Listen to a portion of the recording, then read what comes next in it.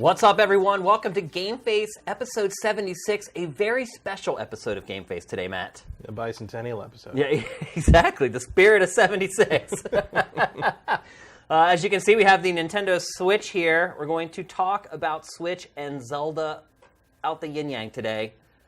Well, he is. I haven't played it yet. Well, you've messed around with it a little bit here. You messed around with it at trade shows, etc. Yeah. The bulk of this show is going to be all about Switch and Zelda, by the way. The embargo was up today for Zelda. You probably saw some previews floating out there. We're going to do our preview live right here on GameFace. We'll be doing a big Q&A session at the end of the show. We only have 3 topics today, by the way. We have one topic we're going to talk about before we get into all the Switch stuff. This one might actually be less than 3 hours. Yeah, it might actually. It depends on your questions, I guess.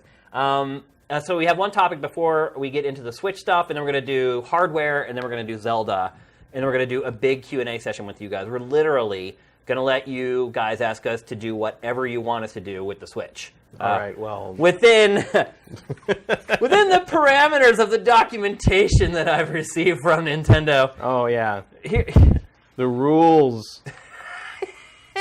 No, you can't show those. You can't do that. Can't do that. Oh boy, that was not good. Like, they list individual, like, inventory items you are and are not allowed to show. It's insane. It's amazing. But we'll get to that. That's all about Zelda and the hardware. But before we get started into all that stuff, we want to talk about one thing.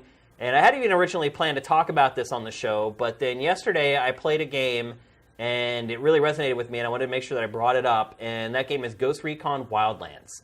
The game right now is in open beta. Anybody can go and download it and play it. I think PC as well, right? Yeah. So it's PC, Xbox One, PlayStation 4. I actually ended up playing Very pretty on PC. Is it? In certain places, yeah. I know its specs for PC were pretty beefy. I was kind of surprised. It runs the CPU hard at times. I saw that, yeah. Even the recommended specs, or the base specs, were up there. So I was kind of shocked by that. But I ended up playing it on Xbox One. I played it on PS4. I tried to play it on PS4, Mostly. and I kept trying to download the beta, and it kept like giving me an error. Well, when it downloaded on mine, it had a weird name. It was like KOZ Test Beta or something. So it was just like the file name from the studio. But it worked. It was fine. And so this game was already in a closed beta about, what was it, a month and a half ago? Something like that? Sure. Somewhere around there. Sure. Somewhere around there. Let's go with that. And I actually didn't get a chance to mess around with it much in the closed beta. And the reports from journalists were not encouraging about the game at all. They were pretty discouraged by it. I was disappointed to read that because I was pretty excited about this game leading into this year. And so with some hesitation, I downloaded the open beta for this game. And Matt, I really like it. Really like it. I don't know if part of it is that my expectations were so low. I think that's part of it. That I went into this with just rock bottom feelings for it. That's kind of what happened to me with The Division last year, where I was like, I had zero interest or expectations for it, and I played. I'm like, this is fun. I like it.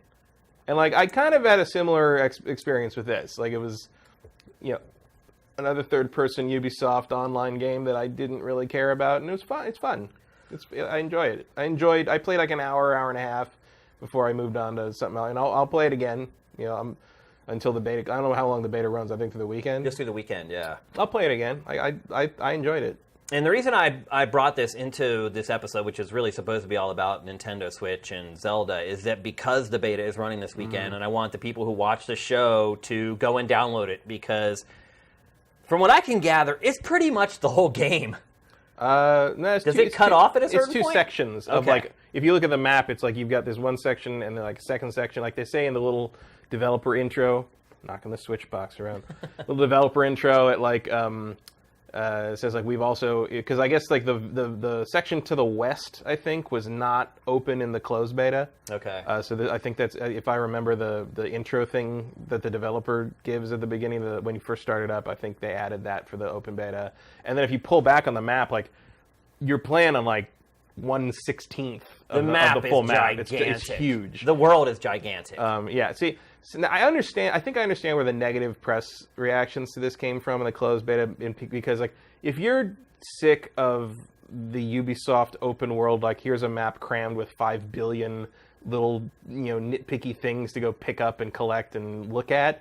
Yeah, this game is like that to the nth degree. It's amazing, but you don't have to do that. You don't I have didn't to do any of that. Well, you don't have to do it, but it's going to help if you want to upgrade your character. Like that's how you upgrade. Is you find these little caches of whatever, and there's like 4 or 5 different types to upgrade different skills, and then you have to get the skill. But if you burned out on the Ubisoft formula with like Far Cry Primal, I can totally see why you'd play this and be like, no. But like I think it's a completely different game though, because the game is different, but what you're doing in terms of like the open world is identical. What do you mean? There's no vehicles in Far Cry. Yeah, there are. In Far Cry? Primal? Not Primal, but like this is basically Tom Clancy's Far Cry. Gun porn edition. The gun customization is insane in this game. I liken this game way more to Grand Theft Auto. Way more to Grand Theft Auto. Like, I feel like this game is what Grand Theft Auto Online should have been. It's awesome. So far, there's nothing in this to match up to the heists in Grand Theft Auto Online. I mean, I've only look. To me, this is. Like I mean, it feels like Ghost Recon to me. Like, you've got the sync shots and the. Yeah. It feels like you took. It's Ghost Recon because it's more tactical. It has a more tactical angle. So, just to kind of set up the gameplay loop and how it works, you join up with a bunch of people. I was playing with like 4 people yesterday, and like you, I thought I would play it for an hour and just put it down and just get the frame of reference to talk about it on the show. I ended up playing it for almost 5 hours. I got grouped up with like 3 or 4 really cool guys and they were all into playing the game. They weren't into griefing. And basically, once you get matched up with people, you just jump in a car and you go. And then as you come across mission objectives, a little menu will pop up and you just tap left on the D-pad if you want to join that mission or not. If you don't, you can just leave the people that you're matched up with and go do your own thing if you want. If you want to stay in the mission, just tap left on the D-pad and then you start the mission together. Once you get to like a mission location, generally the first thing you do is somebody tosses out a drone. And you send the drone around, and you can upgrade the drone, the distance, you can give the drone night vision. You can upgrade the drone more than almost anything else in the game. It's really insane. The drone, like you think when you first start this that the drone is going to be like, oh, it's a cool thing. The drone is life in this game. It's essential. So I think you'll see in this gameplay as well. So we're getting at the mission objective right here, and then you run up, throw out the drone, and you go and you spot all the enemies and try to figure out where everybody is and get their positions. And then from the drone, you can also set up the sync shot as well. Mm. You can flag an enemy for the sync shot so your other teammates are alerted that you want to do that. Mark all the targets, and then you begin your infiltration. And this game is not like a typical first-person shooter where you're a bullet sponge and you can take 2 clips before you go down. You take a few shots, you die. Your comrades can revive you, like in pretty much every game. But what I really enjoyed about this was you could tackle these missions in a million different ways. For instance, after a while, we got a helicopter, and we just started using that helicopter to taxi our team from mission objective to mission objective. And after we did that for a while, we started getting smart, and we'd fly over, and you can use your drone from the helicopter, by the way. While you're sitting in the helicopter, you can send your drone out. And we'd map out the mission objective from the helicopter using a drone, and then we'd figure out where everybody is, and then we would take the helicopter down, drop a couple people off on one side of the mission area, and then the other people would land the helicopter on the other side of the mission area. So you're coming in from 2 different sides of the mission area and then converging in the middle. Basically, completely outflanking the enemy. The tactics and the strategies that you can come up with in this game, if you're playing with people who are into it and want to play the game the way it's meant to be played, it's awesome. I'm completely blown away by this game. I absolutely loved it. I had a blast playing it yesterday. Again, with way lowered expectations. I really wasn't expecting much. And look, full disclosure, I am an old Ghost Recon guy. I was a huge fan of Ghost Recon, particularly during the Xbox One era, not this Xbox One, the original Xbox era. The Ghost Recon games on the original Xbox I thought were the best shooters on the console. I liked them more than Halo. So I do kind of have that affinity for the franchise. And I will say this isn't that. Those Ghost Recon games, you literally get hit by 2 bullets, you're dead. And that kind of builds a whole other level of excitement and anticipation into the game. This isn't quite to that level. They've kind of found a middle ground here between kind of their other shooters and Ghost Recon. It's kind of the modern equivalent of that, though, because everybody's a bullet sponge these days. Yeah, it's true. So this feels, by comparison to its competition, I'd say this feels pretty realistic in that sense. Yep, and communication is key. And one thing I would say, in hindsight, I'm really glad I played this on Xbox One because, for whatever reason, more people on Xbox One have headsets. So when I play on PlayStation 4, no one hardly ever has a headset. When I played, every single person on my team had a headset. It makes a huge, huge difference. There were also some people who had been playing the game all day, as some people have the liberty of doing. And so it was good to have those people on your team because they taught you a lot. Like you're talking about how there's like items and stuff scattered everywhere. And there's these boxes that will have like parts for your gun, like a new scope or a new grip or whatever. I mean, the gun, like you call it gun porn, and it is gun porn. The guns in this game are insane, which isn't something I typically get too far into. Like I'm like, I got my M16, I got a silencer. Oh, yeah. I mean, I don't care about that. I got stuff a too much, foregrip. but it's nice to have, and you can upgrade every little piece of the gun. And they do a cool thing where when you go into the upgrade screen, they kind of explode the gun in all its different pieces, and you can like paint each part. I mean, you can customize it, and the characters have a lot of different customizations. Yeah. Like this is not just like pick one of 4 soldier character models and just go. It's like you will not, you can tweak your guy or girl. You can be a woman too, voiced by Jennifer Hale, doing her best femshep. But you can really make the character your own, which I liked. I played this solo. I did not play with other people. It's not nearly as interesting without other people. Yeah. If you're not going to play this co-op, don't pay full price, I would say. I would probably agree with that. It's going to be all about the people you play with. But when you do play multiplayer, like you're talking about how it carries over that Ubisoft pedigree a little bit with all this stuff to collect. Mm-hmm. But when you're playing with other people, after you finish a mission, you kind of scavenge like the mission area before you take off and go to the next mission. And because you have these other people that you're playing with, everybody finds the stuff for you. So they're like, hey, here's a extended clip over here. And everybody runs over. You look at his icon, you know where he is. You run over and you get your clip. Oh, here's an ammo crate. Here's a weapon crate. So I do feel like this game was designed almost entirely to be played online cooperatively. Which is really, that's Ghost Recon. Yeah. Ghost Recon's always been better cooperative. It has been, yeah. And it's like I said, like rigor mortis said and fast on that. Yeah, exactly. It's like with Grand Theft Auto. Like I played GTA Online for, I don't know, probably like a week or maybe a week and a half before I got tired of it. Like I just got tired of all the griefing and people just looking to. And it may happen with this game too. I didn't play vanilla GTA Online much, but I played when the Heist update came out. My friends and I played that. Oh, I must have put 50 hours into that. Yeah, because I mean that's what I played. I went back and played that a little bit when it came out. You're right. It's the best heist. I mean, there are Payday. It is built just for heists, and Grand Theft Auto Online's heists are better than Payday's. Yeah, without a doubt. But I'd say this like kind of has. I mean, it has nothing on the scale of the heists in GTA Online. But I would say, like in general, you find little mini versions of that everywhere you go in this game. Yeah. And even single player, like I stumbled on some stuff, and like generally, it's like, oh, okay, it's like here's like a football stadium or soccer stadium, depending on where you are in the United States or anywhere else in the world, it's a football stadium. Yeah. Here's a football stadium, and like, there's some guys here. Oh, they got a helicopter. I got to steal the helicopter, get a bunch of upgrades. So, okay, cool, we'll do this. Like, and we're getting in, moving there. Go over here. You can do this. Sync shot on this guy. Oh, they saw the body, and everything's gone crazy, and they took off, and it's like, okay. But even after, like, I lost the helicopter got away. But even then, like, took some guys down, got some XP, found some upgrade points still sitting around, found some extra ammo, like.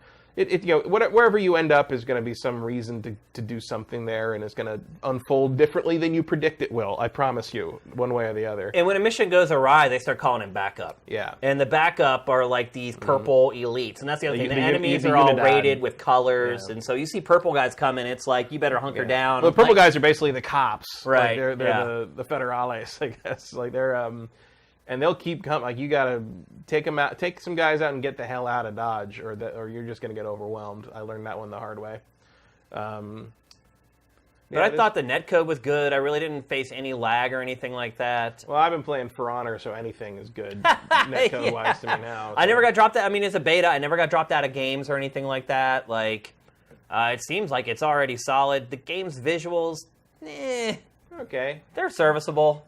On consoles. I'm not talking about PC. I haven't seen it on PC, but I mean, it still looks great. Is this from your Xbox? This is Xbox One gameplay. Yeah. This looks a little choppy to me, and a lot of tearing that I didn't see on the PS4 version. I honestly, when I saw this, it didn't look this way when I was playing it. I don't know if it rendered funky or something like that. Maybe it's hard. It depends how they're syncing or what the frame rate's doing on the Xbox. Yeah, it didn't look like this on the screen when I was playing it, but now that I'm looking at just captured footage, it has a lot of tearing in it. So.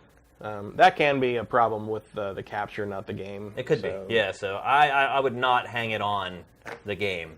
Might be our capture equipment or something like that causing the issue. On PS4, I thought it was fine.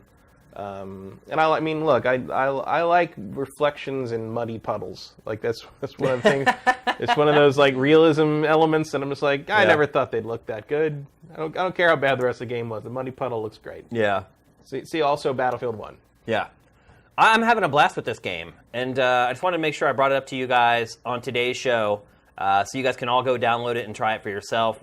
I'm not as over the moon with it as you are, but like, mostly because like I think the competition right now is so good that there's no room for Ghost Recon in my life right now, between Horizon and Zelda. But they're such entirely different games. When does this come out?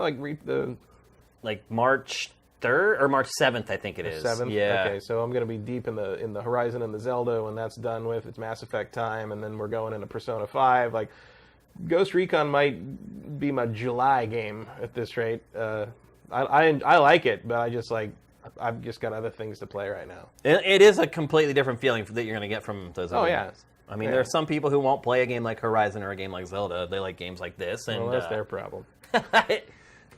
Sure, fair enough, but I don't know. Just look at this. You know, you're cruising to the mission with like everybody in the helicopter. I don't know. I've had a blast with it, guys. I hate saying guys, but at the very least, I wanted to put it on your radar so you guys can all go and download it yourselves. I'm not thrilled with the helicopter controls. I never flew the helicopter. I always let somebody else do that. Although this guy seems to be having problems with it. Yeah, it's very similar to my first attempt to go over that hill from that very same mission, where I was just like, oh, this is not pulling up as fast as I think it should, and we're going to skim the bottom of the ground. Like, my helicopter was on fire when I landed it. Yeah, we had a couple instances where the helicopter ended up exploding. And there was this weird thing where they're like, I see what he's doing there, because it tells you, a little thing pops up, it says to make a quick reverse turn. I go quick 180. Pull back on the left stick and let go of R2, and I see him doing that right there, and it doesn't work. Yeah. I couldn't get it to work. I don't know what the actual controls for that are, if I was doing it wrong or whatever. But you could see the scope of the world in this game. Oh, and like what you're looking at here is like a 16th of the map. Game. If you go to the main map screen, pull back, like. The map is gigantic, and there's it looks like there's a pretty good variety of terrain types and location. Like, it doesn't look like you're not fighting through this kind of standard forest area all the time. There's a lot of we're going down, Captain. Nice I think it actually does land it somehow. Whoa! Perfect.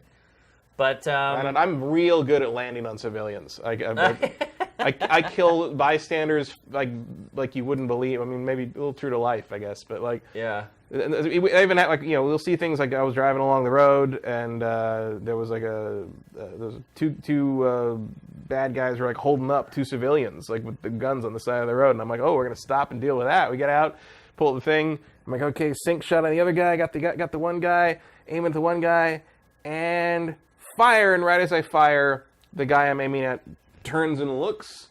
And the bullet goes past his head and kills the guy civilian he was holding at gunpoint.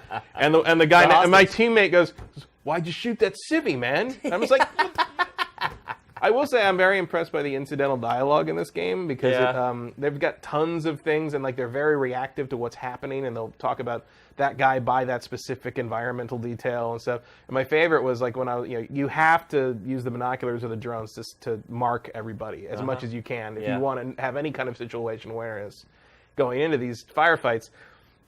There are three guys. I marked one, and my character Jennifer Hale goes 1 and 2. And baby makes 3. And I was like, they've got kind of this cavalier attitude when they're scoping stuff out that was really cool. I didn't think the actual cutscenes were very well done. They're not. Not. But you're seeing one right now. Yeah, the basically just people standing there talking just standing to each around. Yeah. Also, I couldn't turn the subtitles off. I couldn't either. I couldn't find a way to turn the subtitles off. And then thank God for the show graphics. And I hate subtitles. If I want to know what all the characters are going to say before they say it, I'll play a JRPG. Yeah. Oh yeah, that's what I said. And but I always turn the subtitles off, and I was like, well, maybe they have to be on because there's so many different languages in this game. There's people speaking Spanish and people speaking English. Maybe you have to, but they don't subtitle the Spanish. No, they don't. So I'm like, well, what are the subtitles for? I don't get it either. The other thing I would say, maybe a slight criticism, from what I've played, the mission objectives aren't all that varied. A lot of them are just go to this encampment, infiltrate, take out the leader, or take the leader hostage, or then interrogate the leader, then either kill him or take him with you, and kind of rinse and repeat. I do like that they you kind of get like as you unlock more and more intel, you get like kind of dossiers on the bigwigs of the cartel, organizations, the cartels you're trying to shut down, and some of these people are horrible. They are horrible, yeah. And like it reminds Bolivia. I mean, it reminded me of, and this I might be the only one that ever makes this connection, but it reminded me of the first Mercenaries, where you had the deck of the card deck that was like all your targets. And like everybody had a different name and personality. You kind of knew who you were going after. Like I really enjoy that idea that there's all these real targets and people out there in the world. And this game like has that too. And I think I dig that. I like that slow unfolding of like what this organization is, how best to bring it down. Like who you're up against and how it changes depending on which area you go to. Like there's a lot of thought and work put into making this organization you're up against feel like a real thing. And I thought that was well done, even if the actual story scenes are not all that well done. Yep. Download it, everyone. Yeah, give it a try. Every platform is available out there right now. It launched yesterday morning. It's going all weekend long. And add me on Xbox Live. I'm Dinfire. I'll play with you guys. I'll be on there all weekend when I'm not playing with this. Which segues nicely right into the bulk of the show. It's time to talk about Nintendo Switch. So, man, where do we start? I guess we could start with doing kind of an informal unboxing. There's already been how many unboxing videos put up. Nintendo, by the way, embargoed everybody on doing unboxing videos on this. So they could have their that Nintendo Minute, their official show, could unbox it. Cult hoodie duo could do that. I think I saw someone on Sifted called like the Nintendo Minute. It looked like they were like cult members or something like that. Oh, it totally looked like they were about to hitch a ride on a comment after they were done with that video. Yeah. So obviously I've been playing the thing, so I've already taken a lot of this stuff out of the box. Here's the Joy-Con grip. But I will show you kind of how the box is set up. We'll do this very quickly. It could be like a scrolling shooter ship. Yeah, actually let me show that really quickly to the camera here. So the grip is really nothing. It's just a hunk of plastic with some metal on it. It's really a hunk of plastic with these contacts on these rails on the inside there. It weighs like nothing. Mm-hmm. It's like paper light. I still think they could have sprung for the charge grip in the box. Yeah, I would agree with that 100%. So let's crack this thing open. So it's a tiny box compared to the other consoles. Yep. It is small. I guess I could put the iPad next to it here so you can kind of get an idea of the size of the box. It is really small, really narrow. So here's where the tablet went by itself, in this little slot here. Here's where your two Joy-Cons went. You lift that up out of there. See, I've already torn all this stuff up from the floor up. This is where the Joy-Con grip went. This is where a bunch of cables went. They do send you an HDMI cable, which is nice. That's not always a given with some systems. Remember when they didn't even come with that? Here's some RCA cables. Go screw yourself. SD's good enough for you. That was PS3. PS3 did that. Yeah. It's like the HD era begins when we say it does. Apparently, it begins when I buy an HDMI cable that you did not include in the box of your $600 system. Yeah, exactly. It's a good one. And what's the formal name of these? I can't remember. I think they're the grips, right? Are they the Joy-Con grips? The grip is this. Oh, that's the grip. That's the Joy-Con, just the Joy-Con wrist strap? I can't remember what the formal name of it is, but I'll pop one of these Joy-Cons off the hardware here. And these work. These are a little funky, to be honest with you. It works or it's supposed to work just like it does sliding onto the tablet. It's supposed to be able to slide it on, and it does slide on pretty easily. You get that little click so seated in there. But then when you want to slide it off, you have to unlock this little strap with this switch right here. And then you feel like you're breaking it. When you take it off, you have to really force it off. That's weird because all the other things that attach and detach with that feel real smooth. Yeah, like when you slide the Joy-Con onto the tablet, it feels great, and you get that click noise that they seem to keep marketing over and over. But for whatever reason, these things are a little more awkward to put on and off, and I don't even know really what the purpose of them is. There were people speculating that they help keep your hand away from the signal. We'll get to that. We'll get to that one. Because you can see here, so there's these buttons on this right here. There's 1 and 2, but those buttons are also actually on the Joy-Con itself there. And then there's a sync button right here in the middle, and we'll talk about syncing very shortly because that's something that I've had an issue with. But you really don't need these things. They're almost just kind of cosmetic.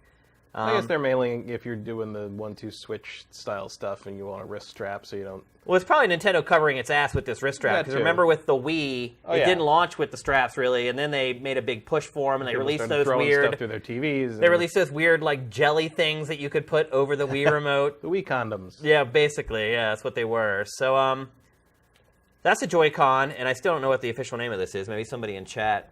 They're saying Joy-Con grip in chat. I don't know. All right, so I'll pop this off. And remember, every time you take this off, you have to unlock it again, because when you slide it on, it automatically locks. You have to slide that switch down again, and then you have to really force it to get it off there. And I'll pop this back onto the console here. And see, putting it on the console, move the box out of the way, is very easy. Like, I can just use my pinky finger, click, and click it right in there. And I'm sure you can probably hear through our mics the sound of it clicking. Let's go back to the box here. We'll finish this off. Here's the other Joy-Con grip in this slot right here. Health and safety stuff. This was the power supply. And that's something I want to... Actually, that was a dock. And the one thing I want to say about the power supply is that the cord for it... So we have it plugged in right here. That is short. And then we have a power strip right down here on the floor, right below the table. And there is literally no play. No slack. There's no play. Yeah. It's the power, like the brick is on the plug. I'd like to unplug. Actually, maybe I can unplug it because it is the switch and it doesn't have to be plugged in the whole time. But I can show you.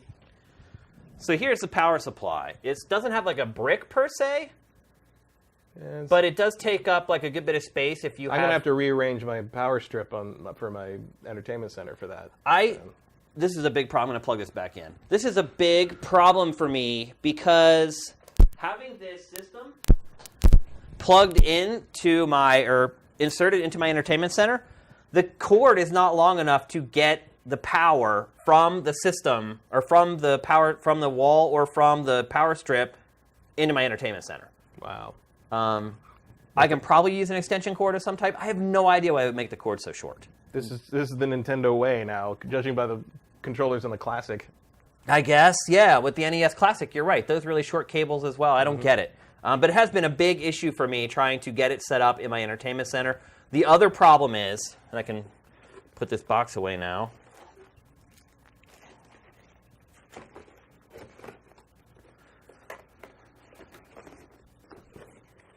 Sorry, folks. You can see there's basic setup. Really no instruction manual with this thing. No. Like, hardly one at all. But they do give you that. Ideally, you don't need one. Yeah, I mean, it's pretty simple. And there are a bunch of, like, helpful tip things in the OS when you actually load that up. Yeah. It kind of walks you through everything or whatever. I'll put this down. And the other thing I would say about the entertainment center is that because this dock is vertical, it doesn't fit in your entertainment center where everything else does. Because most consoles have you can lay them flat if you want to, and with this one, I don't think you can. There's no... No, I don't see it. So I'll spin it around, or hold it up for you guys. There's no feet on the back of the dock.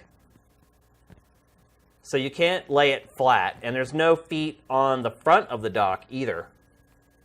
So it can only stand, and you can see there... And it doesn't hold in. It also, yeah, that's another thing. So it doesn't, when you put your tablet into the Switch, it doesn't lock into the Switch. In fact, it's very flimsy as far as coming out of there. A lot of times I'm trying to take the Joy-Cons off, corner of the tablet will pop up out of the dock. It does pop on and off the TV over there pretty fast, though. It does. I mean, it's just like they're lightning. not kidding when they say that's instant. Oh, it is. It is. And I don't know if there's some way we can show this to the people out there, Sam.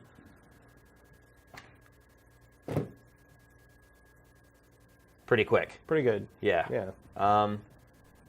But yeah, so the dock itself, I'm going to just take the tablet out for a second. So the dock itself is a piece of crap. It literally is just a big hunk of plastic, and let me see if you can see inside there, with just the contacts for the switch to connect. And if you go to the back here, basically what you do is you crack open that hatch in the back, and then there's 3 plugs. There's one for the AC adapter, one for USB, I'm assuming for external hard drives. If they decide to activate that. Yeah, if they do. And then here's HDMI. And then you route those out, and there's a little hole here, if you can see that, where it comes out, where the cables come out, and then you close that hatch. And we've got a couple of USBs on the front here. Yep. And there's a couple USB ports on the one side as well. I'm assuming where you can also plug in peripherals or whatever. External hard drive or whatever. The VR helmet. Yeah, that I don't think is ever coming, by the way.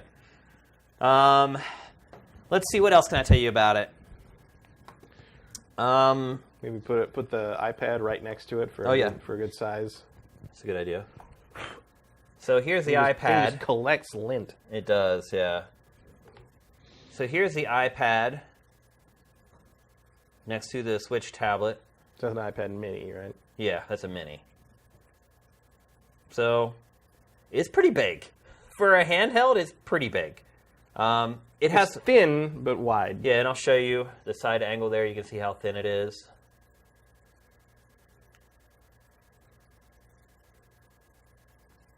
And I'll compare that to the iPad. It's about double the thickness, maybe a little more, of the iPad mini. Something like that. All right, let's see what else. I like the weight. It feels good. It feels solid state. Doesn't feel cheap. I wish I had a case. Nintendo did not send us a case. We got we're one of the little guys, so we didn't get the deluxe. We didn't get the box with all the amiibo and the Pro controller and a case. They sent that out to IGN and GameSpot. I ordered some amiibos. Amiibo. I don't do that shit. It's it just Nintendo's weird preferences for how you state have bothered me ever since we were at the GameCube unveiling and we got those big press packets and they said the thing was how do you say Nintendo GameCube? You write it all in caps. Nintendo GameCube, and all the journalists were no, we're not doing that. Yeah. Instead, we compromised it, intercapping the C in GameCube. Yeah, we have the C cap. The journalists actually created that, the GameCube with the intercap C. Nintendo was either all caps or big G and then all lowercase, and the journalists were well, we'll meet you in the middle, literally. It said, I still have that press thing, and it says the all caps, and then it says, if necessary, it can be called Nintendo GameCube with the C. Right. C. So, because that conversation basically already happened, I think, between certain people. But everyone's just oh no, Amiibo is all lowercase and has no plural. Now go bite me. They're Amiibos. I actually tried to use Amiibo with this, but I'm weird and I don't want to open my Amiibo. So I thought that Nintendo would change its packaging so you could use a packaged Amiibo and it would still work. Nope. No, there's still the metal in the bottom. Yeah, it won't work. I have the Wolf one open. I don't have a lot of mine open, but I do have the Wolf one open, and that one actually does the coolest thing in the game, I think. So. Yeah, and the Amiibo, the NFC reader is right here on the right Joy-Con, right in this area below the stick. There's nothing there to show you that, by the way. There's no icon on the Joy-Con or anything. It just when that's just where it is. It'll show you when you go in the menus to use an Amiibo. It'll show you where you're supposed to drop it. So I took some notes over the last few days of some things I wanted to talk about and some insights that I've had using the hardware. The first thing I would say is that it gets hot. That's a good. Fengato makes a good point. It does kind of remind me of a Lynx. Yeah, it does a little bit. A little bit of an Atari Lynx thing going on here. Yep. I like the Atari Lynx. I don't mean that as an insult. No, I like this, by the way. Before we kind of get into the nitty gritty and we start kind of picking at it a little bit, I like it. I like it a lot. It feels good. Yeah. It has some issues that we'll get into and we'll talk about. I mean, Nintendo with a couple of 3DS redesign missteps, I think, gets the ergonomics of things right. Well, that's actually one of my points. It is not really all that ergonomic. No, but it feels good to hold. So here's the thing. I've been playing Zelda, and we'll talk about Zelda in a bit. We'll get into it in depth. I've been playing Zelda.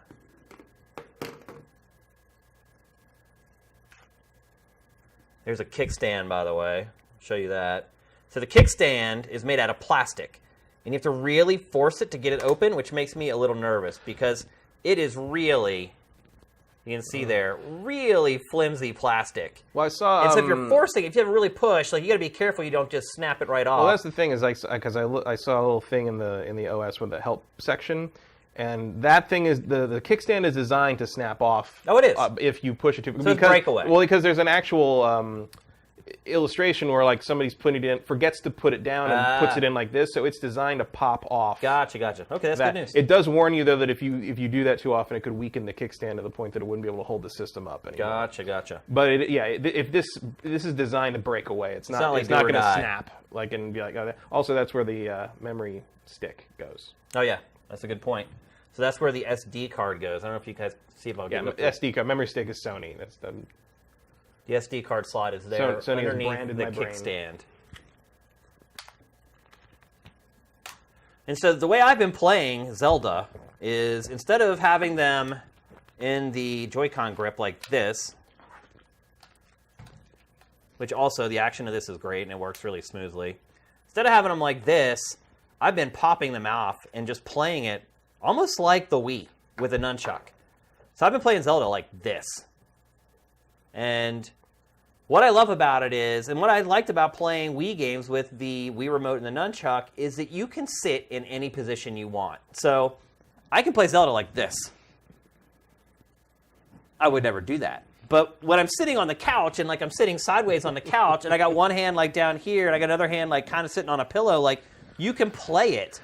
However, like I get that some people are kind of locked in on like I need to sit like this to play games. I'm not like that at all. We had this conversation via text. Yesterday. And I want a hunk of plastic to hold on to. Yeah, see, I don't care about. Like I have my no hands everywhere.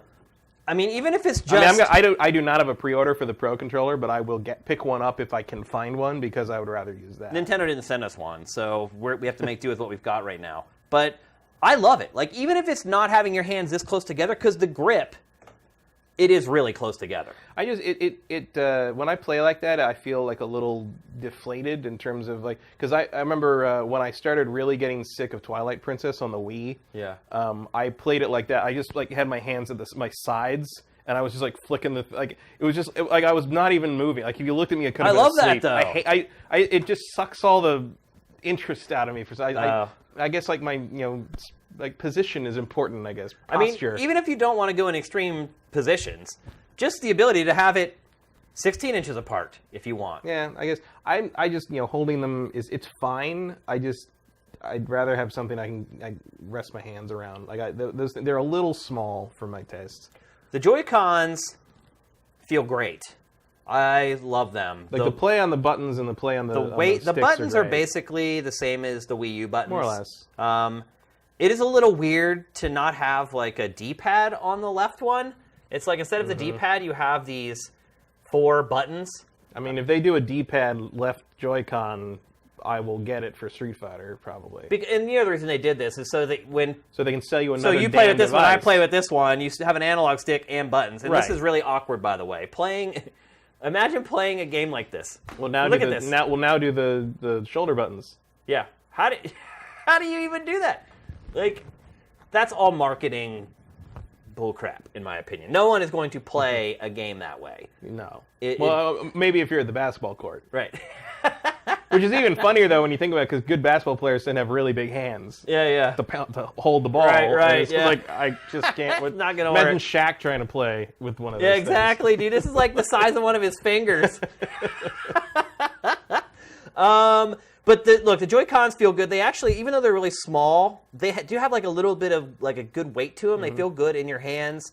And you do feel the HD rumble, like it does. Yeah. There is the force feedback kick to it. It's great. It's not, at least in Zelda, from what I played so far, it's not revolutionary. No, I mean I wouldn't expect Zelda to be. It's not built with that in mind. I mean maybe with 1-2 Switch we haven't got that yet. So maybe with that it's a little more pronounced, but. It feels good, but not groundbreaking I'll just or play revolutionary. your copy of that. I'm not gonna. I think a lot of people are in that camp. I'll milk now. your cow. I don't need. Why buy the cow when you can milk it at the sifted office for free? Yeah, exactly. Let's see. Let me look at some of my other notes here. Like I said, it gets hot. If you play it for like an hour, this area right back here, it's not like warm or it gets hot. Like it literally feels hot. So I don't know if like the battery or the processor is like right in here. But it gets noticeably warm. Like you will pick it up and be like, "Oh my gosh!" Like is something short-circuiting inside it? There are vents there, vents on top. Yeah. So there's vents on top. You can see there. There's vents here, and nothing on the bottom. So not a lot, honestly. No, there's your charging. But that's what happens when you're using a mobile processor. This weird little indent for no reason. I don't know what. Oh, that's so it fits into the dock. There's a little notch in there that it goes into. And then you can see in the bottom there, that's where it actually syncs with the dock, that little port right there. This is also why you can't charge it while it's in tabletop mode. Right. That's a good point. Let's see what else. Battery life. I feel like they could make a charger that would fit kind of around that hole maybe, and it should be low profile enough to not ruin the tabletop mode. You would think. Another accessory to buy down the road. Yeah, exactly. Now that kickstand with the controllers attached, that's hanging in there. Oh, it whined. I mean, you can see that's. Let me get a better shot for you guys there. It's not very steady. But I mean, it's just holding on. But why would you have the? Well, if you're on an airplane and you're traveling and you're watching a movie or whatever. Yeah, but presuming you can one day watch a movie. Yeah, exactly. Usually, I mean, ostensibly, when it's in tabletop mode, the Joy-Cons are off it to play. You'd think, right? Unless you're using it as like a tablet to watch movies or other entertainment or whatever. Which you can't do yet. To watch GameFace. I'm not worried about it yet. Yeah. Battery life, what Nintendo said, is right on the money. It plays Zelda for 3 hours, pretty much right on the nose. Like, I've done timing with it, started it with it fully charged. I've had to, and we'll get to this in a second, I've had to play this almost exclusively in handheld mode because I've been having problems. And it is pretty much right on the money, 3 hours. That, by the way, was with me using earbuds and leaving on the default brightness. So I didn't turn down the brightness or anything like that, but I was using earbuds and had the volume turned probably about medium, I guess. And it did last 3 hours. So Nintendo was pretty much right on the money, which you would assume they would be, because they can sit and test the thing over and over and try to get that number. So you would assume a lot of things about testing this over and over. Recharging, though, I will say, seems to take way longer than I thought. You can charge it for about an hour, and you'll get about 30 to 45% of your battery back. Which is pretty bad. Yeah, that's almost real-time charging. It's not great. Yeah, it is kind of close to that. I don't know what the deal is. I think Nintendo's already said you're not going to be able to replace the battery in it, so looks like that's what we're going to have to deal with. Hopefully it's more of a success so that we actually get an updated iteration of this. I just realized last night when I was playing and I looked over my little poor Wii U tablets laying up on the top of the couch with this blue light blinking like it always is now. Look, there's something on sale. Yeah. Oh, no, it's not on sale. It's just there's a thing in the store. It's just buy it. Yeah. Yeah. But then I realized, is the Wii U the first Nintendo console that never had an alternative color released for it? Did it never have a different color? Nope. Not that I'm aware of. Was there a red, maybe, Wii U? I want to say there was a red one or a different color one. Maybe the chat can help us with that. Was there a white gamepad at some point? Could you? Well, yeah, there's white consoles, so there's white gamepads. But I'm saying they launched with white and black, and then they never put out any funky colors after that. Wow. Even like limited edition, like we're putting out this console just with this game type of thing, like, Hopefully this is successful enough that we will get revisions of it, and we'll get different colors, and they can maybe fix some of the issues that people have with it at launch. But we'll see. That remains to be seen. There was a Zelda one. There was a Zelda. There was a Wind Waker Wii U. Yeah, was it like gold? No. I don't remember. I don't remember it either. Yeah. So maybe there was one.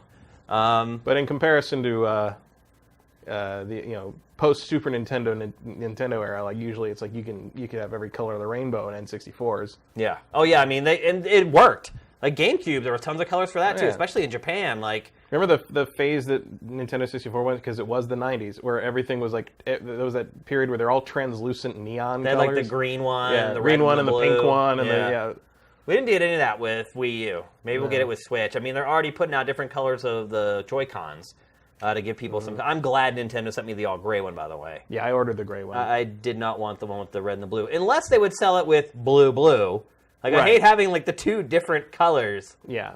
Like, because they want you to buy the other. Because it's very clever that they say there's, well, if you can ever find the Joy-Cons separately. Yeah.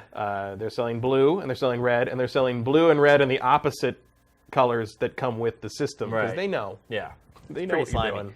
Let's see, a couple other things I want to talk about. It's kind of heavy. Yeah. Like, picking this up by yourself with one hand, like... Yeah, it's... I'm no weightlifter or anything, but you feel a little strain in your forearm. I mean... Like, it's definitely heavier than, like, the Vita or the PSP. Because significantly. And it's way heavier... It's way heavier than my iPad Air. It's way heavier than this iPad Mini. It's got some weight to it. It is packed with kit, I'm assuming, which is why it probably has a lot of weight. Packed with vitamins. Analog sticks are straight out of the Wii U. Yep. They have a click. You can click down on them. The shoulders buttons feel pretty good. The triggers. There's no travel. There's no analog. They're not analog. They're just on-off. But they have that kind of like the curve on them is similar to the curve that Nintendo used for like the GameCube analog sticks, and I like that. Yeah, GameCube triggers were way better. Oh yeah. I don't. Overall, GameCube even had that like click when you got all the way in. That extra little click. No one ever really ripped off. No one ever really used. No, well, Rogue Leader used it. Yeah, there's a couple games that did for the foils right on the ships. You can click like it. the extra boost. Right. The right Joy-Con, awkward to use the analog stick. Yeah, because it's down a little weird. Yeah, so the Wii U has the analog stick up here, and they moved it down here for the Joy-Con. Which is like, I usually prefer uneven analog sticks. I don't like them parallel. But this is... I want it to be here. I don't want it to be here. Like in Zelda, you use it to control the camera.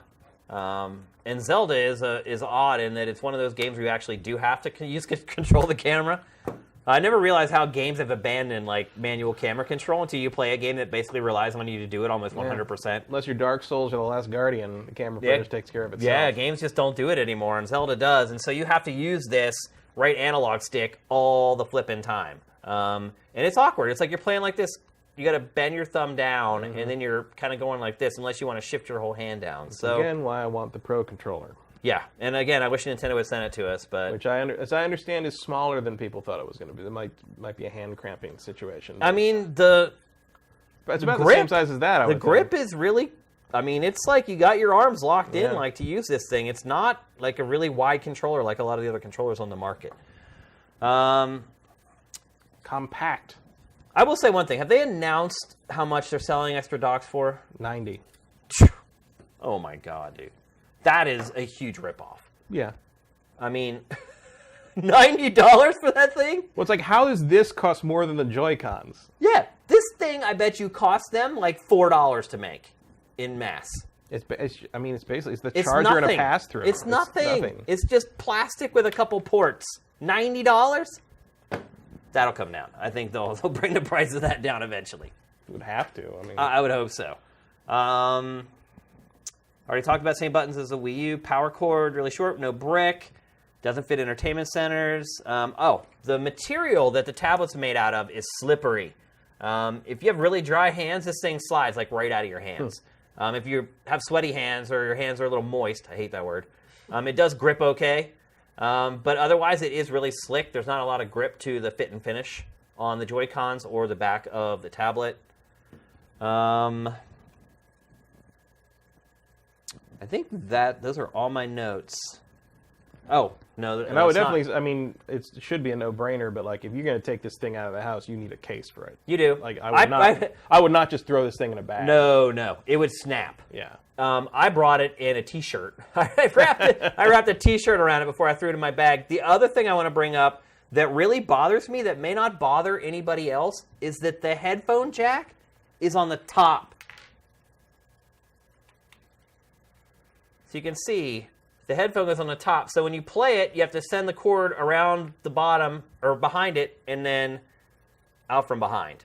And I didn't really think it would bother me all that much. So I would do it like this. And like kind of have it off to the side like that. Then it gets all messed up. See, it's all over your fingers. It should be on the bottom. Weird. It should be on the bottom. Right. There's a reason, like, every industrial design has the headphone jack on the bottom. I can't imagine how they ran out of room and weren't able to do it, but For whatever reason... Well, they didn't want to put it there because of tabletop mode, maybe? Are you listening with earbuds? That's a good point, I guess. If you do set it up with the kickstand, you can't have the... Put it on the side? I guess that's really the only answer. Joy-Con lock is. I mean, that's basic. You're basically stuck there. Yeah, I guess you're right. That was the best case scenario for Nintendo. And unfortunately, to me, it's not ideal. All right, let's turn the thing on. And we'll start going through the menus. Pop off the Joy-Cons.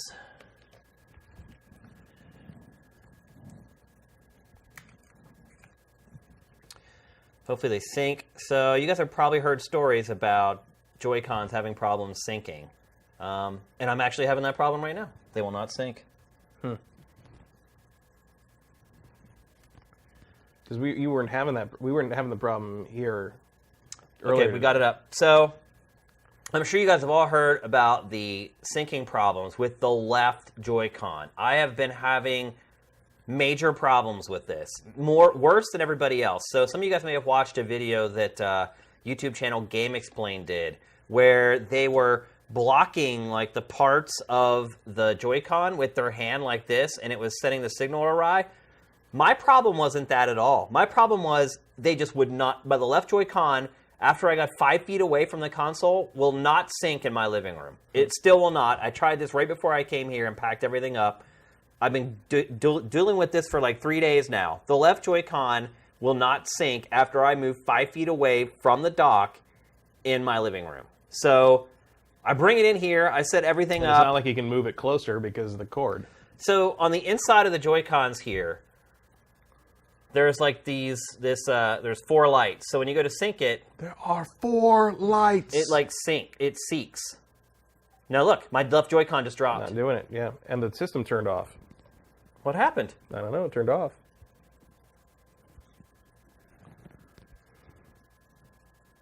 That's really weird.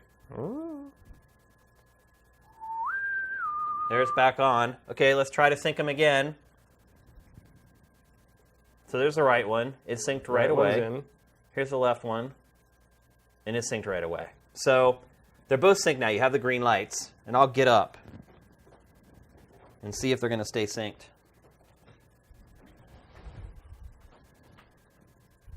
I guess I'm way out of the shot. So I'm about 8 feet away. They're still synced. I know you guys probably can't see the little green lights on these, but they're still synced. And put them behind our monitor back here. It stays synced.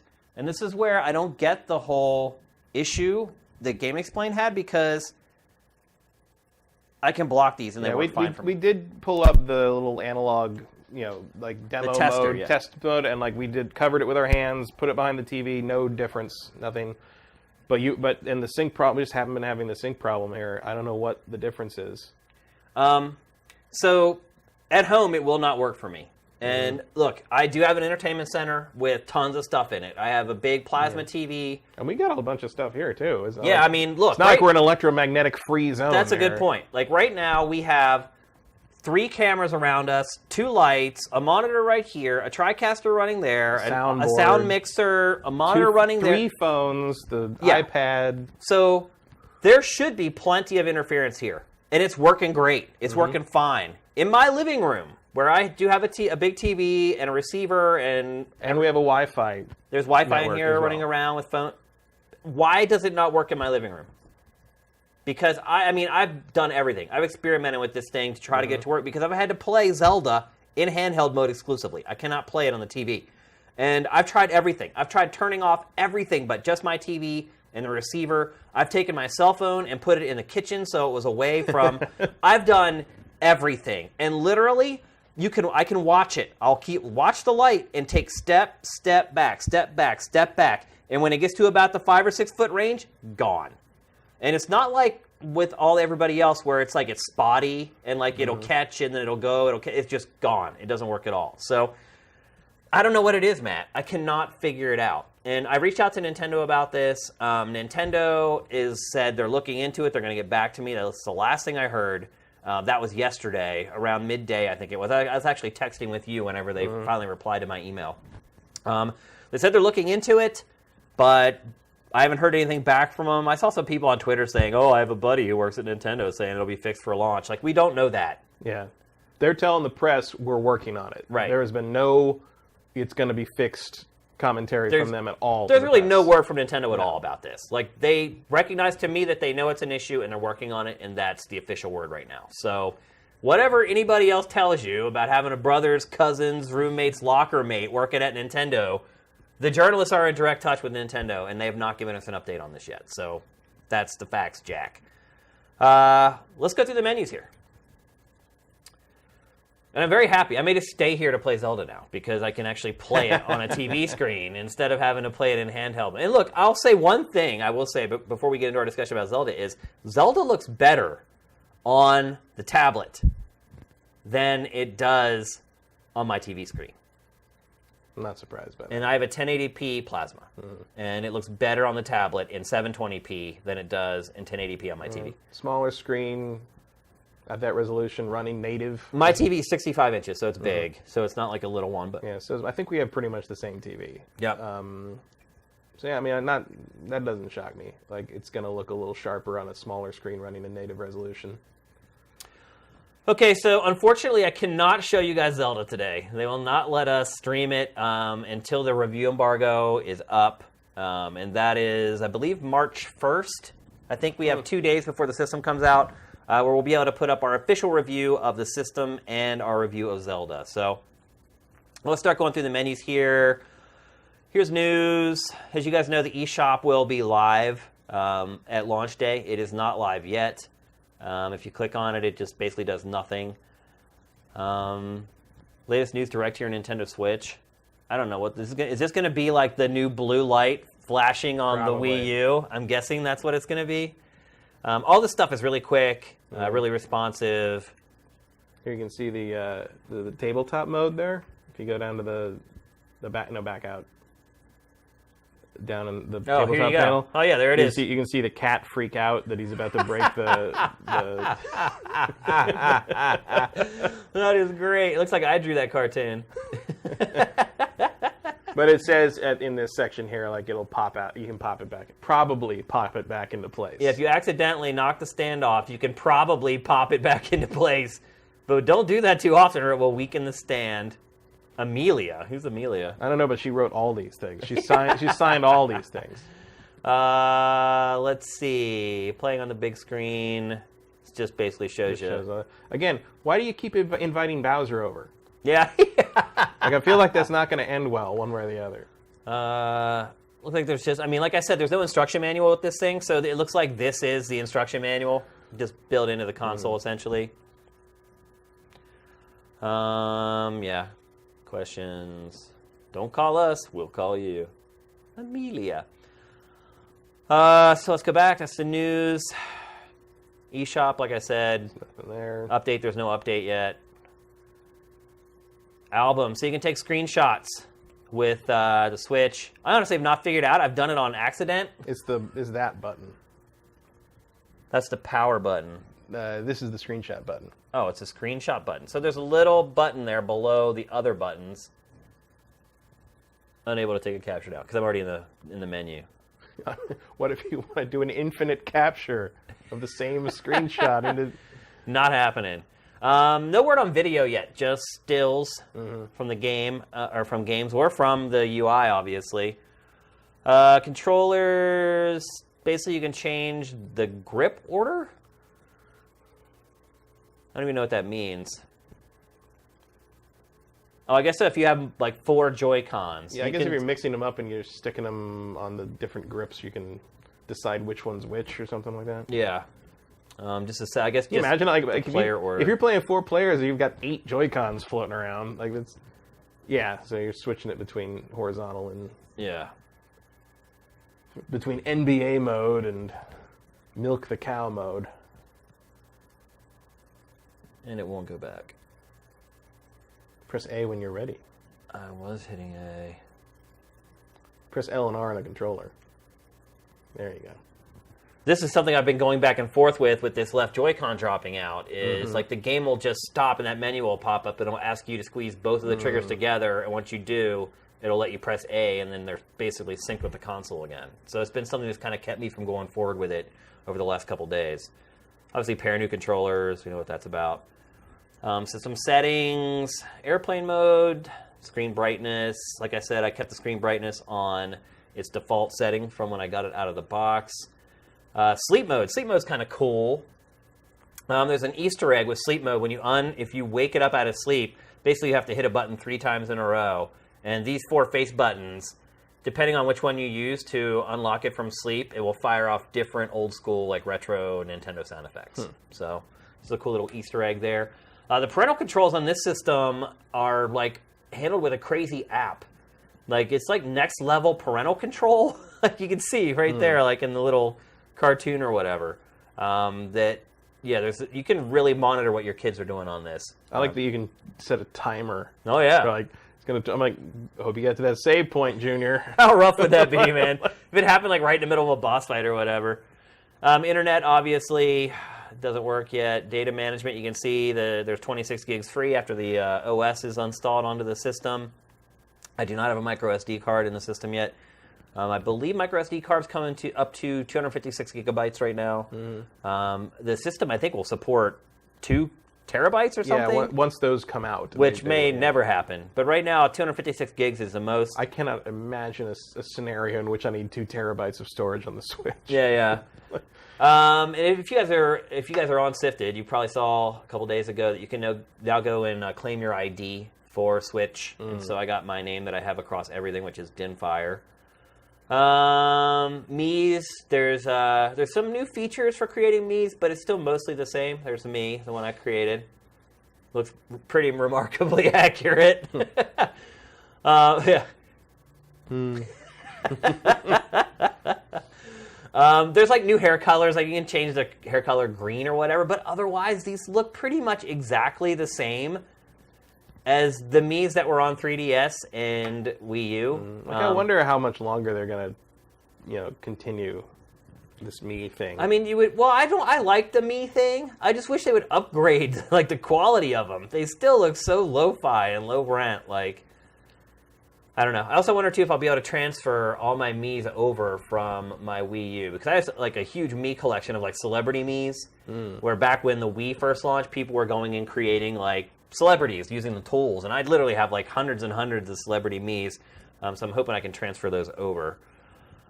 Well, here you can copy one from the Amiibo. So I guess if I were to load my Mii's onto an Amiibo, I could then transfer them over to the Switch using that device. And here's send and receive. So you can share Mii's with other users. Themes, there's really just black and white. I chose black. When you get it, it defaults to white. Notifications, download complete. There's a sound effect. I have all this turned on. Sleep mode. I have it set for 5 minutes. That's probably what was happening. It was shutting off. Maybe I should bump that up for the purpose of demoing this today. Controllers and sensors.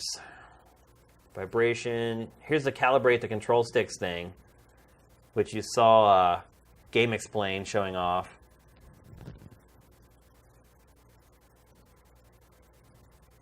Click. And you can see, like, that basically will tell you if you're getting a signal dropout or not. And so this is the right one, which no one's had problems with. Also, by the way, I have not had a problem with the right Joy-Con at all. It works fine in my home. Left one, nothing. Right one, I could throw it in a toilet and it keeps sync. So I don't know what's up with that. So that was the right one I just showed you. Now I'm going to show you the left to show you that having no problems. And then Game Explain was like putting their hand over it. And I'm getting no issues with that. Let me see if I can take it further See, I'm away. getting it, like, still smooth as butter. See? Yep. Still working pretty good. I'm going to get up and move away this way.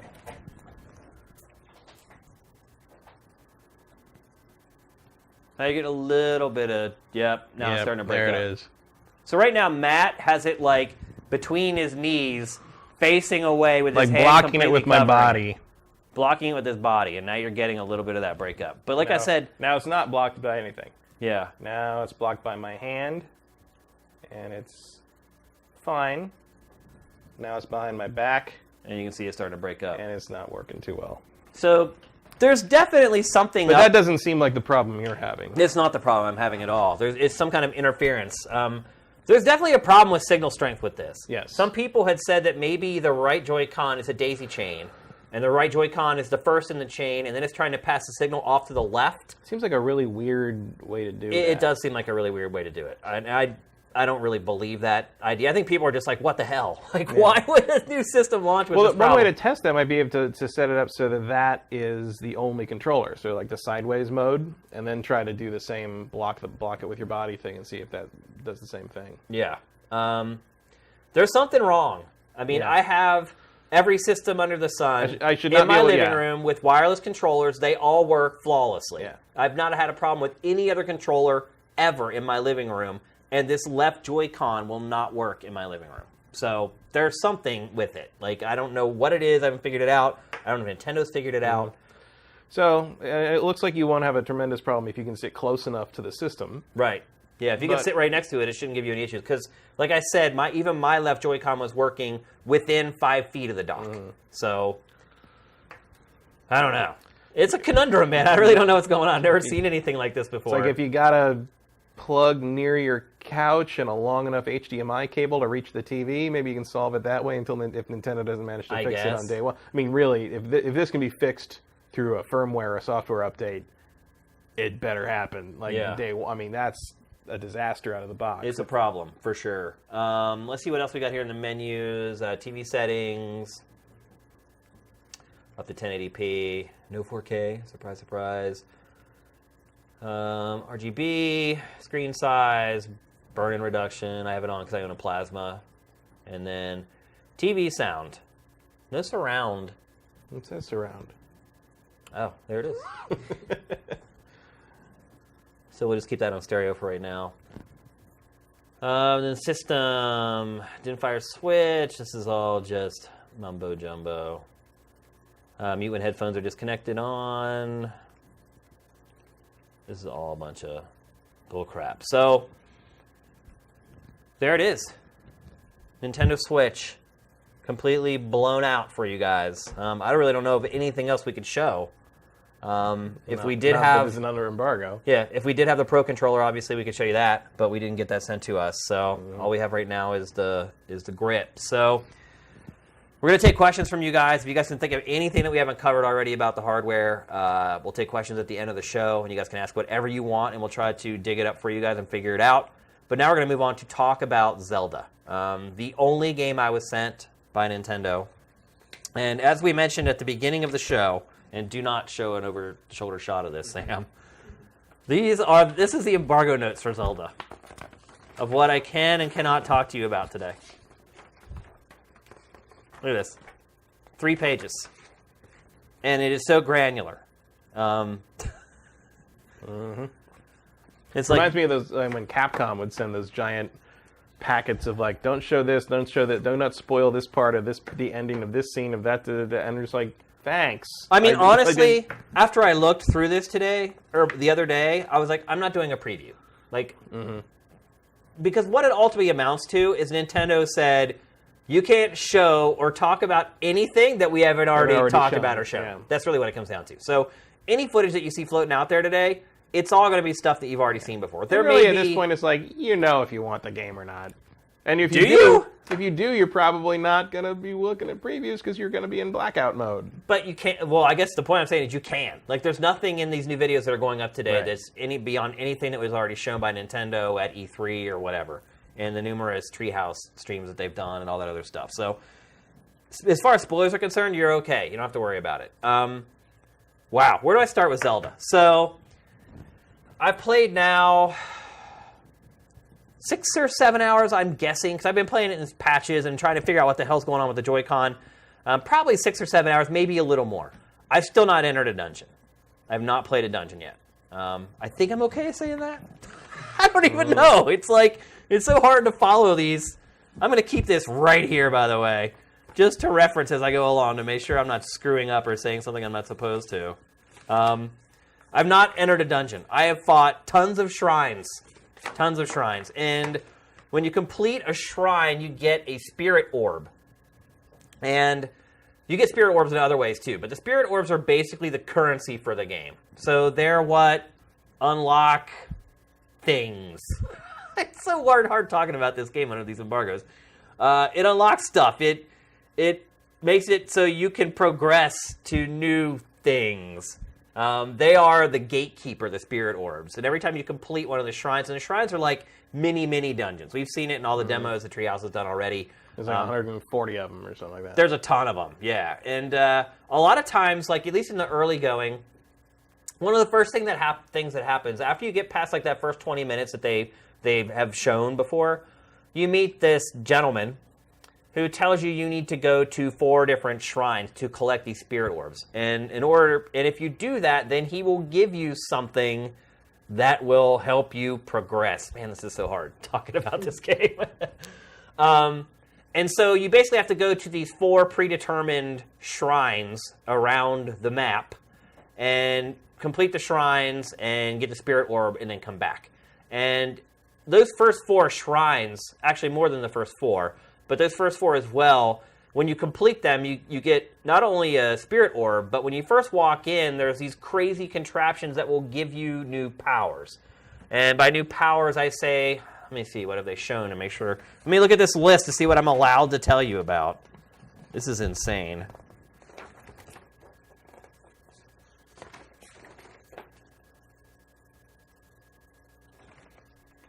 It actually doesn't even address it. In all this paperwork, it doesn't say. So you get, like, the bombs. And the bombs in Zelda this time are on a timer. So you don't have to actually go and collect bombs.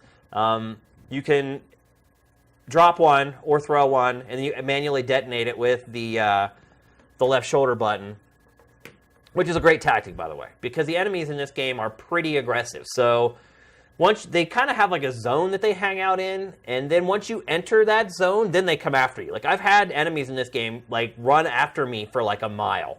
But the bombs are great because you can drop a bomb, keep running, and as soon as they run over the bomb, you just detonate it and just blows them to smithereens. But it's on a timer. Instead of like this finite thing that you have to collect, it is on a cooldown. And so when you go through those first 4 shrines, you get like a bomb, you get the magnetic thing that they've shown where you can like move things with magnets. You get this other power up that lets you turn water into like ice columns to build like platforms so you can jump off of them.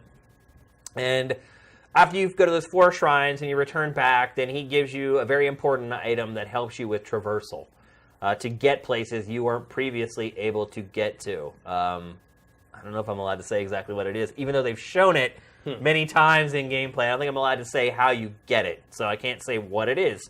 This is insane. So once you get that, then you get tossed into cooking. And cooking is a much bigger part of this game than I ever thought it would be. I tried to tell you. I thought it would be just like something you can do to make like health potion, which you can. Like you can just cook stuff for health. But I think I said like you're going to be spending a lot of time cooking in this game. Like, I don't know cooking and crafting is a real focus here. It is. It is a big focus. Oh, good job. He pulls up a fire. You're on it. You're on fire today, Sam. So the cooking, when they first introduce it to you, you have to make a very specific dish that we can't tell you about. I can't tell you what it is, and I can't tell you who you make the dish for or what it gets you, but I can say that you make the dish so you can make progress. I should just record so you can make progress and then just push a button here that just says it over and over again. I'm just totally trying to cover my ass as much as possible. So you make the first dish that gives you something that helps you make progress. And to make that first dish, you have to travel out into the wild to get specific ingredients for the dish. And they don't tell you what that ingredient is. They hint at it. They tell you what the final dish is supposed to be, and you just kind of have to figure it out based upon the ingredients that you have. And man, you will have, I already have 30 different ingredients probably that I've collected. There's tons of stuff. There's just mushrooms, acorns, like meat. Hunting is a big part of this game as well, because you get raw meat from killing animals. And they burst into a pot of smoke, and there's just like a perfectly sized steak left behind that you pick up. But those elements of the game, the hunting, the gathering, all that type of stuff is a much bigger element than I ever thought it would be. Is it fun? I mean, I think that's up to each individual person to figure out whether it's something that's going to be fun to them or not. The hunting is not all that challenging. What I found was when I actively tried to hunt, it was more frustrating than just killing things that I randomly came across as I ran around the environment. Horse riding, I found a horse. Not the horse everyone's thinking of. I just found a horse that an enemy was riding, and when I killed the enemy, I was able to just jump on the horse, and the horse kind of became mine. Like, it started following me around, and if I would get off of it, it would stay nearby, it wouldn't run off. So there's some kind of an AI going on there with the horse, where once you've got on the horse and kind of ridden it, it is kind of imprinted on you, I guess, in some kind of a way. Can you name so it's it? AI. No, that one I was not allowed to name. Oh, man, what else? Let me take a look at this list really quickly and make sure I'm not stepping out of bounds. I'm just going to pretend all my horses are named Roach. Oh, so that's a good one. So there's one thing that they've talked about with this game from the beginning is that you can go and fight the final boss immediately. I honestly don't think there's any way possible you can do that. Oh, the speedrunners will figure it out. I mean, maybe. I mean, there probably is some way. The average player, there's no way in hell, because you start trying to do that, and you come across enemies that you just have no chance of defeating. I mean, maybe someday will get good enough to boot up the game and just make it to the final boss. No, somebody will do that in the first 3 days. I highly doubt it. No one will find each other in No Man's Sky for months. Yeah. Nope. 24 hours. Trust me, there's somebody out there who's already, like, this is all they're getting this for, is to do that. It's possible. The average player will never do it, I guess is what I'm saying. I will never do it. Yeah. I don't have any interest in doing that, frankly. And look, aside from enemy strength and power, there are other gatekeeping techniques in this game, like weather.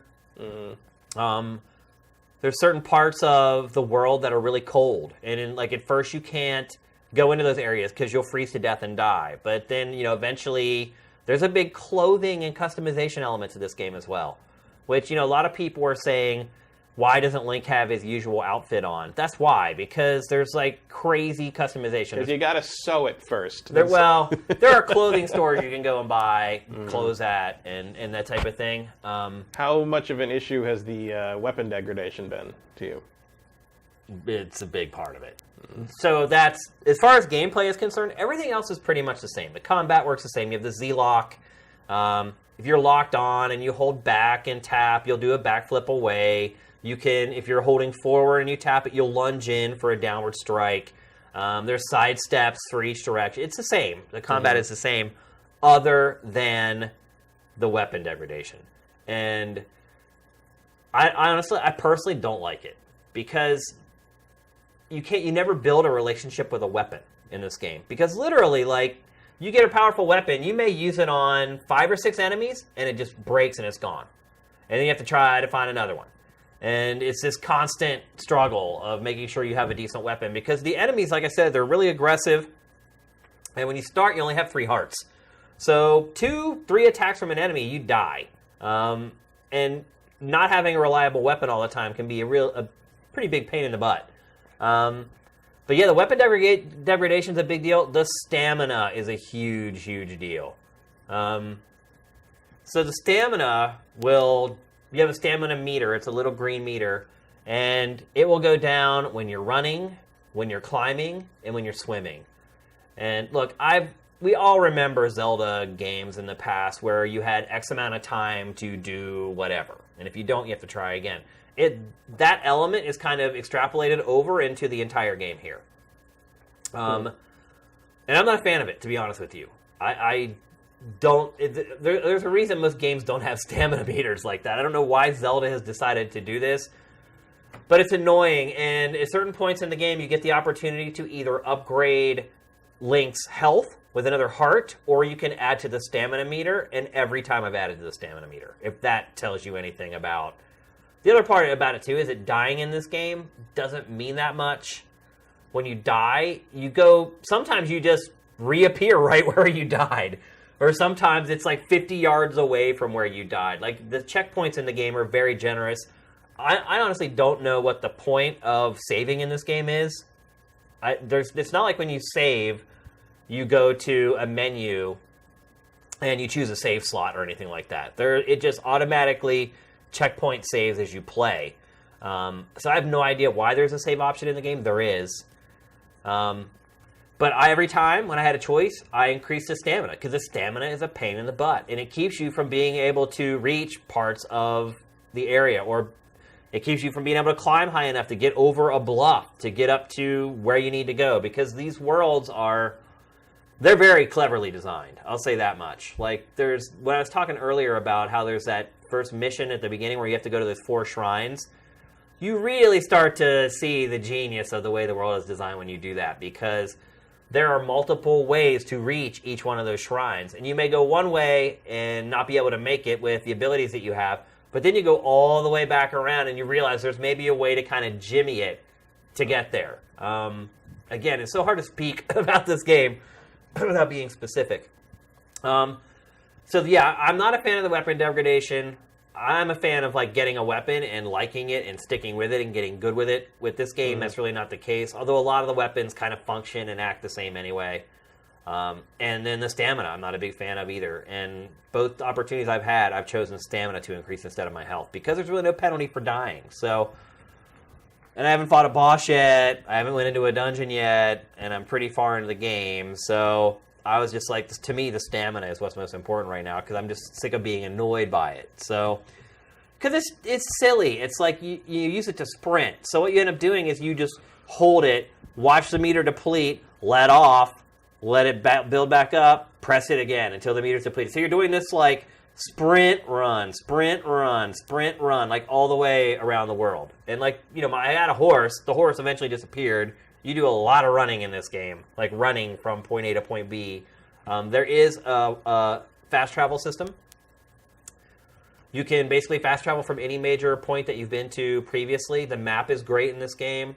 And you can select from the map to warp directly to these points as well. What else can I mention? Let me look through these notes real quick. Let me jog my memory. Do you have any questions, Matt? No, the weapon thing is my main, because I don't like weapon degradation in games either. Yeah. And it's extreme in this. Like, literally, you fight 3 or 4 enemies and your weapon's done. Yeah, like that. I mean, not like, like Dark Souls is weapon degradation, but it resets when you hit the bonfires and in 3 and like... These weapons never reset. Yeah. And I have not yet found a way to repair weapons.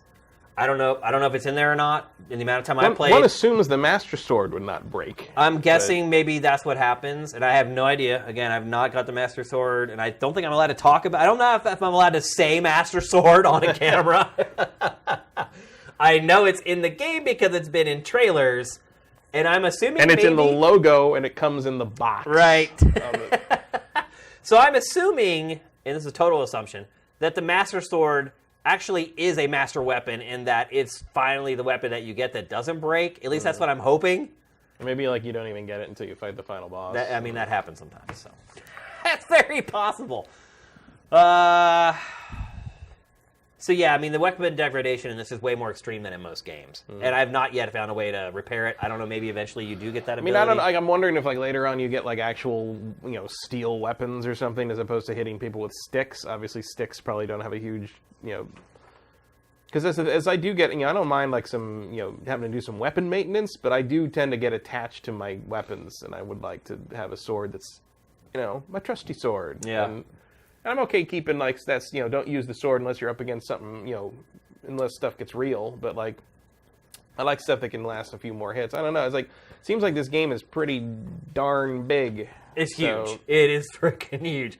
I honestly, the embargo for reviewing this is like March 1st. I really don't think I'm going to have the review ready. I mean, like I said, I don't feel like I've really made any progress in the game. And it's not one of those games where you can choose to fiddle around in the overworld or just plow forward with like the main quests. Like the main quests so far are making you just do stuff in the overworld. I haven't got to like that checkpoint driven grind with the game yet, where it's just like now go here, now go here, now go here. I saw Jeremy Parrish was saying that like it's very sparse on the checkpoints. It does not guide you through stuff. It wants you to explore and find even main quest stuff as you explore the world. And I have found some pretty cool stuff just wandering around. Like, there is a reward for looking for treasure. Like, you'll find stuff that's actually worth it. Then there are other times where you go into, like, an encampment and you kill, like, 5 dudes and there's a chest that opens up and you get, like, 5 arrows. So it's like...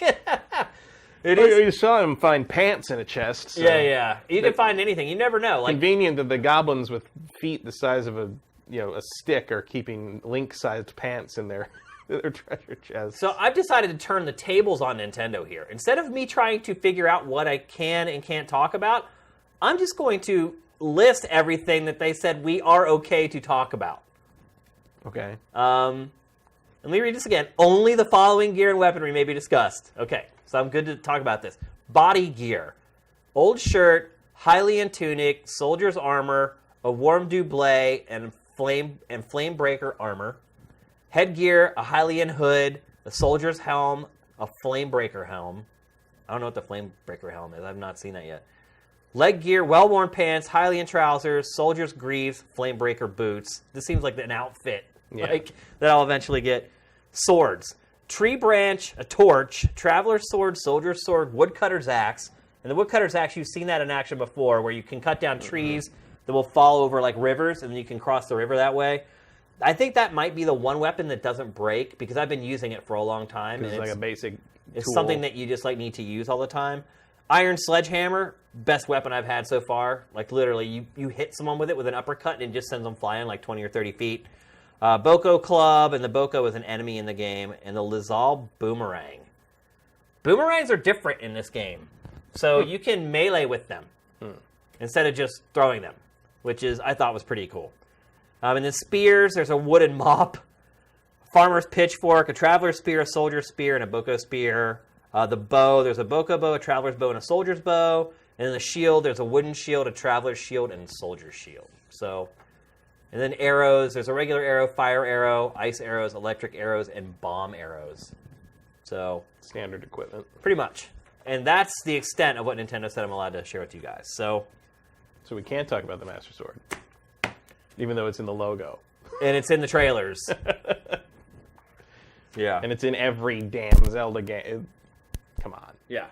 So I think that's it.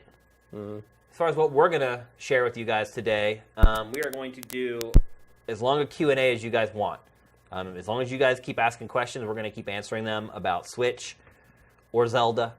You can ask about Ghost Recon too if you want to. We do have a trailer of the week this week, though, which is always our nice segue for you guys to get your questions in. Trailer of the week is for Horizon Zero Dawn, a game we have not talked about yet because neither one of us have got it yet.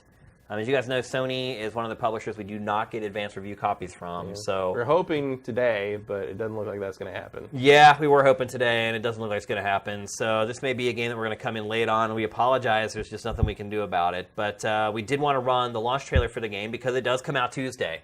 And we want you guys to remember that it is coming up. And tough decisions coming up for some people.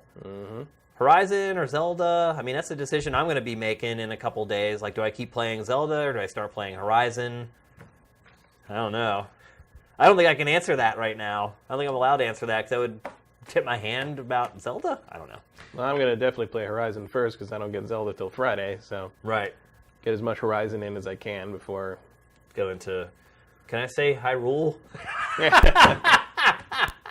That's freaking hilarious. All right, so anyway. Get those questions in right now. We'll answer as many as you guys got. Here's the launch trailer for Horizon Zero Dawn.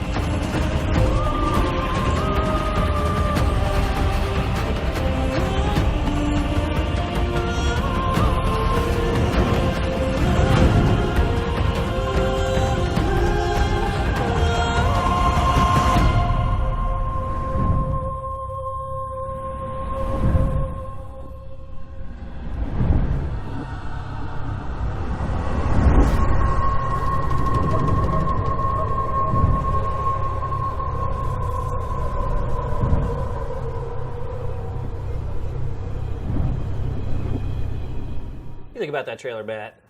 A little underwhelming for a launch trailer, don't you think? More of a, kind of a tone setter more than a hype thing. Builder, yeah. I mean, they have just flooded us with media of that game over the last 2 weeks. I mean, we were getting literally a couple days in the last week, 2 or 3 trailers a day from Horizon Zero Dawn.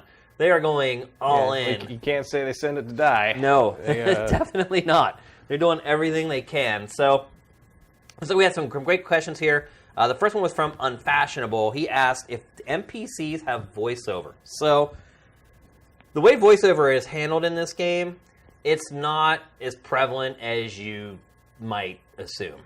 NPCs do not generally speak. They have gibberish, like you've seen in Rare's games like Banjo-Kazooie and in Zelda before. You just keep hitting the button, they go beep, beep, beep, beep, beep, beep, beep. But then there are certain cutscenes that are fully voiced. I don't think I can say anything other than that. Full voiceover is used sparingly, I guess is the best way to put it. It's not like the whole thing is voiced. It's used for like the biggest scenes in the game, essentially. Like the scenes that kind of pivot the plot and send the plot off in a specific direction. That is when the cinemas are voiced. I've not heard Link talk yet. I don't know if he ever will, but so far from what I played, he has not spoken. So that's how voiceover is handled. I see other people saying they're not fans of the weapon degradation. Guess I'm not alone on that one. Stand user asked, does Breath of the Wild get the old Zelda bump? So, how do I dance around this one? Is it, like, just in taking kind of the history of Zelda, is it ever, even if they were to ever put out, like, a bad Zelda game, like, not like a Zelda game where it's like, oh, we didn't like Skyward Sword so much, but a bad Zelda game, is it ever worth giving it that review, considering the backlash that will come at you? Well, yeah. I mean, you got to be honest. Yeah. I mean, look. You'd think.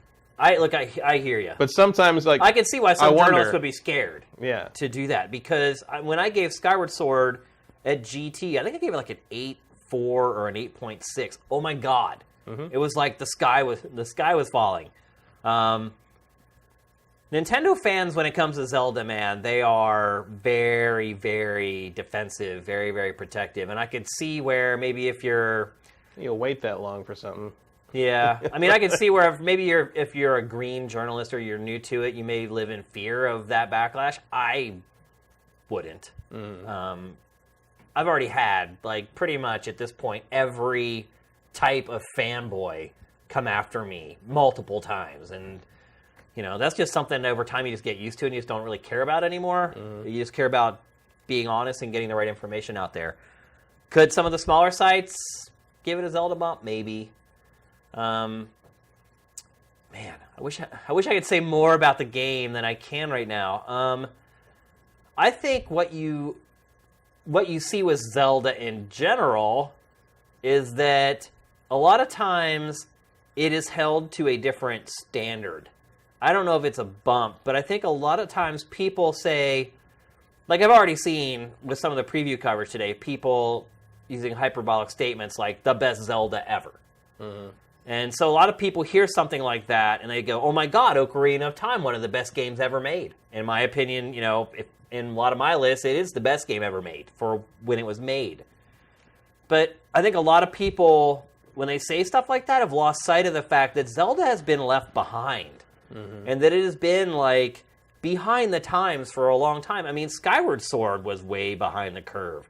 That was my biggest issue with it. And that's what I said in that review at Game Trailers was that, you compare this to another Zelda game, sure, it's improved a little bit. But if you actually compare it to other games in the industry in the same genre that it's in, it's not a great game. Well, that's also, like, one of the most interesting things about Breath of the Wild is that most of the gameplay concepts in Breath of the Wild seem to come from this decade.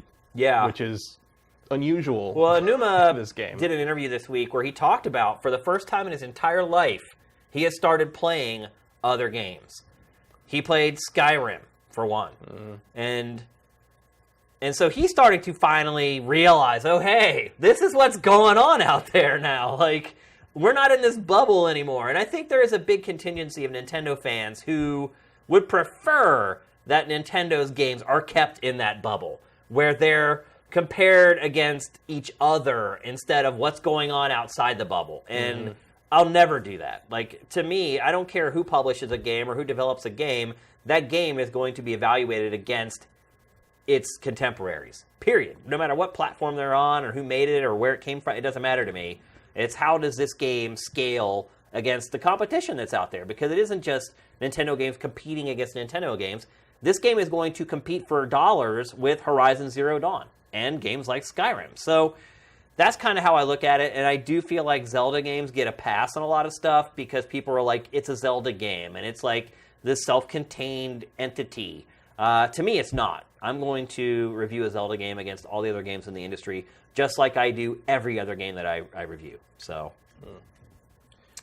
Talon Cheetah asks, if I said at previous GameFaces I wouldn't use the Switch as a portable unit outside the house because it's too expensive or flimsy on the go, do I still think so? Yeah, I will not be using this as a portable device. I will probably take it with me if I go somewhere, like up to visit my family or something, to play it up there. But I would not like really. This is not something I would whip out and play on the plane or anything. Probably. I wouldn't even call this a toy. I would be really nervous giving this to a kid. Yeah, I mean, I don't think we should try it, but I'm very curious how this thing holds up to the drop test. Yeah, I will not drop this. I will not. Like, I do not feel. Because say what you will about the Wii U's gamepad, but it is very sturdy and very hardy and designed to be thrown around and sat on, and like this seems like a much more piece of precision equipment. Yeah, for sure. I mean, you can feel from the weight that how much everything is just packed in there. Yeah. Like, I feel like a dent anywhere on the back of this thing could just totally screw the whole thing. And going back to what I was saying about kids, like, kids are going to see you, and so I'll show you on the back here. There's these little dinky buttons right here that you push in to release the Joy-Cons. And so as an adult, you push that, you slide it off, no big deal. But a kid sees that. They don't see you pushing that button. So what's a kid going to do? They're just going to take that thing and just try to force it right off of there, man. Like, and maybe that's good. Maybe that's what Nintendo needs, is a system that's made for adults. It isn't so kid-friendly. But I would not hand this to a child. I would, in fact, if a child walked up and grabbed my Switch, I would probably have a coronary. Because I wouldn't trust it to be in their hands for even like 10 seconds. Because it's heavy, it's a little awkward. Like I said earlier, it doesn't grip very well. It could be really easy to drop. I wouldn't trust it. So, yeah, I'll play it probably like at my destination, but I don't think I'd play it on the go, really. I mean, if I had one of Nintendo's cases, they didn't send it to us, but if I had one, those cases look awesome, and they're made to fit with the Joy-Cons connected onto the tablet. So it's not like it's just the size of the tablet; it's the full length of the. I guess they're calling it a console. It's just also there's the question of, well, what would I play? Right. I don't know. I've been playing Zelda because of my Joy-Con issues on the handheld the whole time, and I'm loving it. I'm having a great time. No problems at all. So, but I'm on the couch, get my feet kicked up, and yeah. But in my case, if that happened to me, I would wait. Oh, I'm not. I can't. Well, you can't. Right. I have no choice. I have to play it. But if I was like a regular person who'd bought it and the Joy-Con wasn't working, I would simply wait for them to fix it. Yeah. I would not play it handheld unless I absolutely had to, which you don't have to. I was really nervous bringing this over today wrapped in a T-shirt. If that gives you any perspective on how dainty I feel like this thing is. It doesn't feel, a lot of Nintendo hardware, like there's the famous, Game Boy that was hit by like a bomb or whatever, and it still plays Tetris or whatever. This does not feel like your traditional drop it in the snow and find it at Grandma's cabin in the spring and it still turns on. Your Pokemon save does not feel like that. No, not at all. Let's see, what are the questions? The one Geo, can you change the voices to Japanese in Breath of the Wild? Not that I've seen. I have not seen that option at all.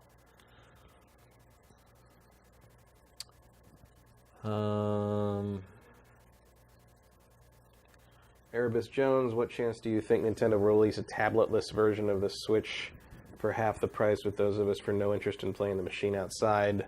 Zero. You can't. All the hardware. I think all the people. All the hardware is in the tablet. Yeah. Well, I think he means like something equivalent to like the dock, but containing that The hardware. without being able to take. I don't think they're going to do that. I don't think. I mean, it's called the Switch. Yeah. The I don't know. whole point is you can switch between Yeah. modes. Like I don't see that happening unless it just does not perform and they think that's their only shot at salvaging it. I think they may sell, and Pactor answered a question about this on Pactor Factor. I think they may sell just the handheld with a charging cable eventually. I think that's down the road though, and like again, how is it a Switch at that point? I guess because you can switch. Well, from then later tabletop on, to this maybe or you whatever. can buy the dock by itself, or hopefully it's cheaper than $90. Yeah. Dude, I cannot believe they charge $90 for this. Yeah, Hori That might is want to get insane. on Look, that. Dude, oh, switch the other camera, Sam. Let me show you how cheap the dock is.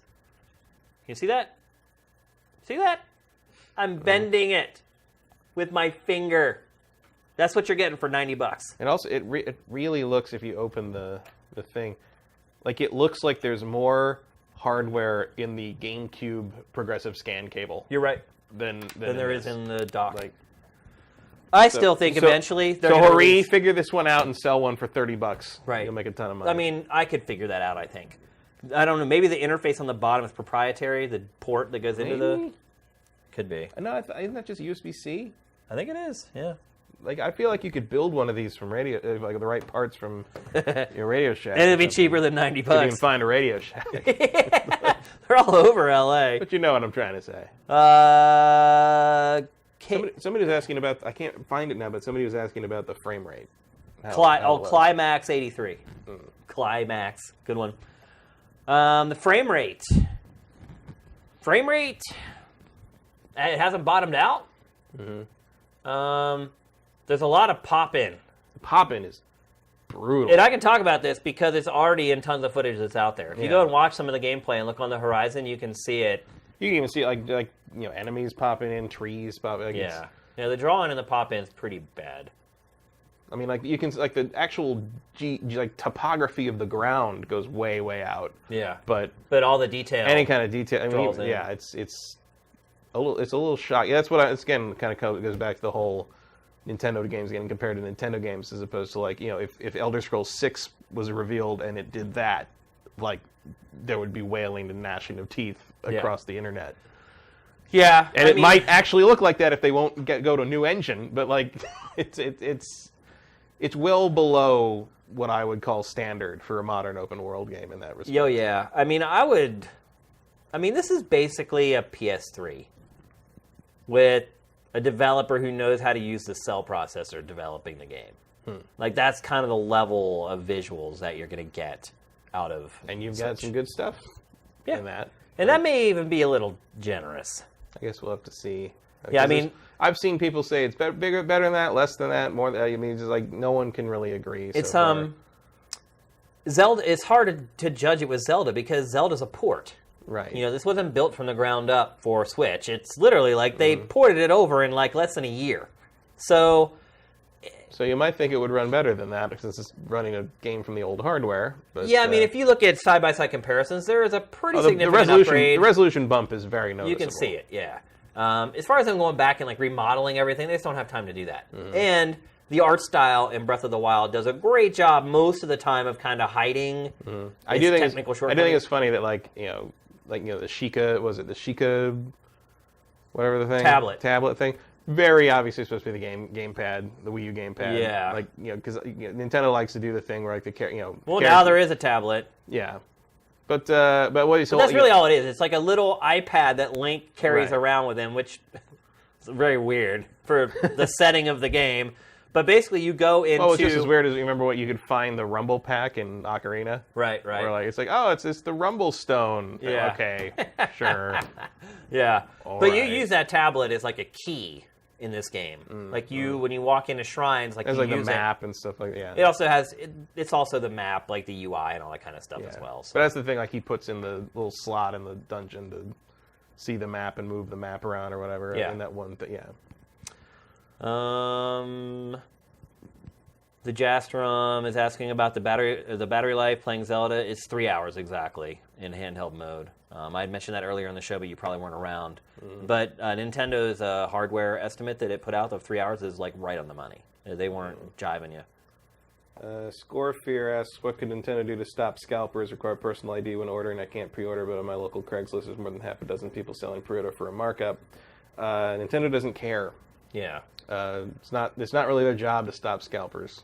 It's retail guys' job to stop scalpers if they want, but they don't. As long as they move the system, they don't care. They don't care. And their profit margins on systems are so low. They're like, why would we go and like try to like hunt down scalpers? Like they just. The cost-benefit analysis just doesn't work out there. There's nothing you can do about scalpers other than pre-order the thing when you want it. And, of course, don't buy them for higher than retail. Yeah. You know? And, that's a good point, too. Just don't do it. Yeah. But the problem is somebody else will. Of course.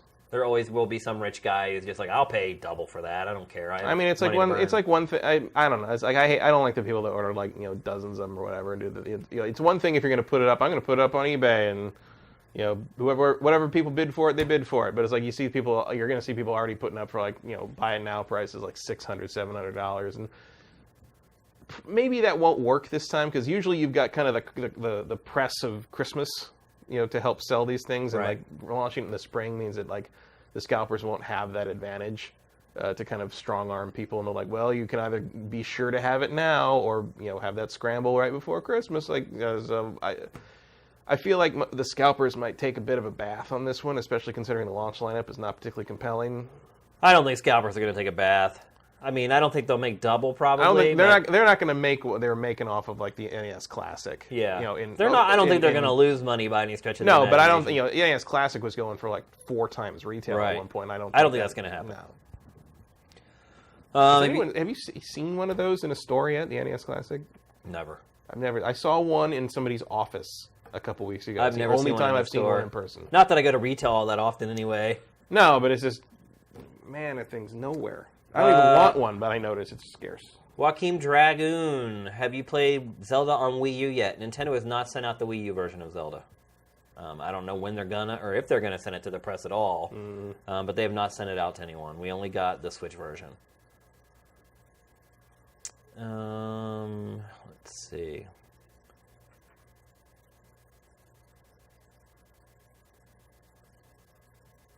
Oh gosh, there's a lot of questions.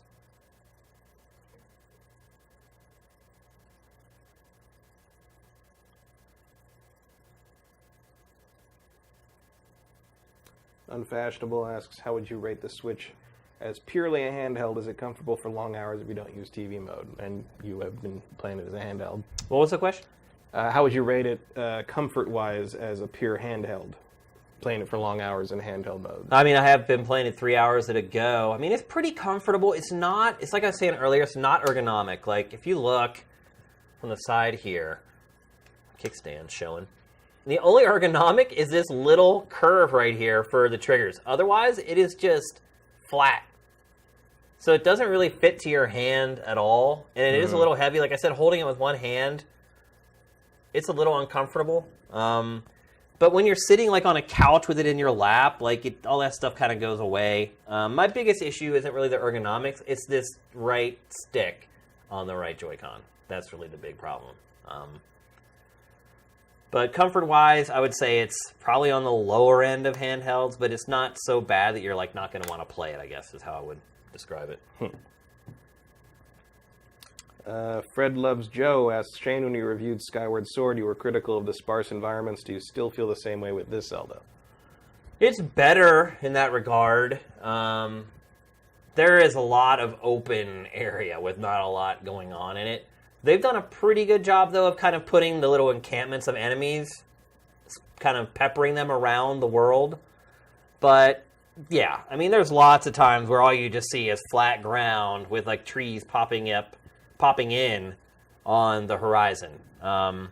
So, I mean, if you're holding it to the flame of that all these other games are held to, yeah, it's crazy sparse. Like, comparing it to, like, Horizon Zero Dawn or even like Skyrim from like last gen, it is pretty sparse. But I do feel like Nintendo's done a good job of kind of peppering in little things for you to discover and enemies to fight to make sure that you're just not endlessly running for miles at a time without anything to do. Erebus Jones asked, would you stab me if I bought an AMD GPU? I would never do that, so you wouldn't have to worry about that. What's so bad about buying an AMD GPU? I don't know. They're cheaper. Actually, a lot of times you get better performance out of AMD than you do out of NVIDIA. I'm an NVIDIA fan. Not fan. I don't know if you'd be a fan of a chipset, really. But NVIDIA has treated me well enough, and I had trouble with my Radeons back in the day, so I just pretty much stick with NVIDIA. I understand AMD is fine now, but I stick with the GeForce experience. Why not? I've had everything. I've had AMD. I've had Voodoo. ATI. I had a 3DFX back in the day. 3DFX, that's Voodoo too. 3DFX. I've had ATI cards. I've had everything. I really have no allegiance. Whatever gives me the best performance for the lowest price. That's pretty much what I buy. Mirko Supreme asks, if the system does not sell well out of the gate, do you think we would see a repeat of 3DS's first year and have price drops for the accessories? I think there has to be price drops for the accessories. The pricing is insane. I mean, the cost they're asking for this dock is nuts. Although it's not really an accessory, that's a necessity. The Joy-Cons, what are they again? 70 for a pair? 70 for a pair, 50 for one, I think. Yeah. Or is it 80 for a pair? Maybe. I think it's 80 for a pair. Yeah, I think you're right, actually. Yeah, that's too high. I would assume the prices would come down soon. They kind of have to because they're just outrageous for the way they are priced right now. Like within the first year? Probably not. I mean, nothing really came down on the Wii U the whole time. No, I mean, I think he's referencing the 3DS where, like, they, 6 months in, they basically apologized, gave the early adopters a whole bunch of free stuff, and, dropped the price of the system. I would be really shocked if that happens. So would I think. I mean, there's more than just pride on the line with this thing right here, man. Yeah. Like, pride was the Wii U. This is like their life they're holding on to here. Like, that would be admitting that would be a very uncomfortable shareholders meeting. It really would be. Yeah, I would be shocked if something like that happened. But I do think they may come to their senses and realize no one's buying the accessories and drop the price on them around maybe the 1 year mark or maybe at the holidays this year. Let's see.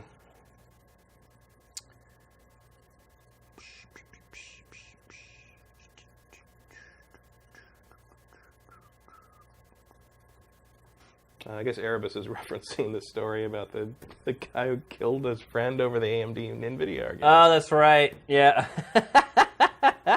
I guess that makes sense. Scorefear asks, when do you think Pikmin 4 will come out? I think Q4. I think that might be a surprise Christmas game. Yeah. I mean, I think they'll announce it at E3 or whatever, but I think Q4. I mean, they said it's already done. They ported Breath of the Wild. Anuma said the biggest, most difficult Zelda game he's ever made in a year. So I don't see where Weren't there rumors about Pikmin 4 being 3DS? No, there's a side-scrolling Pikmin game for 3DS that they've already announced. Pikmin 4 is full-on 3D for console, or whatever this is called. Yeah, they could use it. There's Day Zero saying $80 for a pair for Joy-Cons.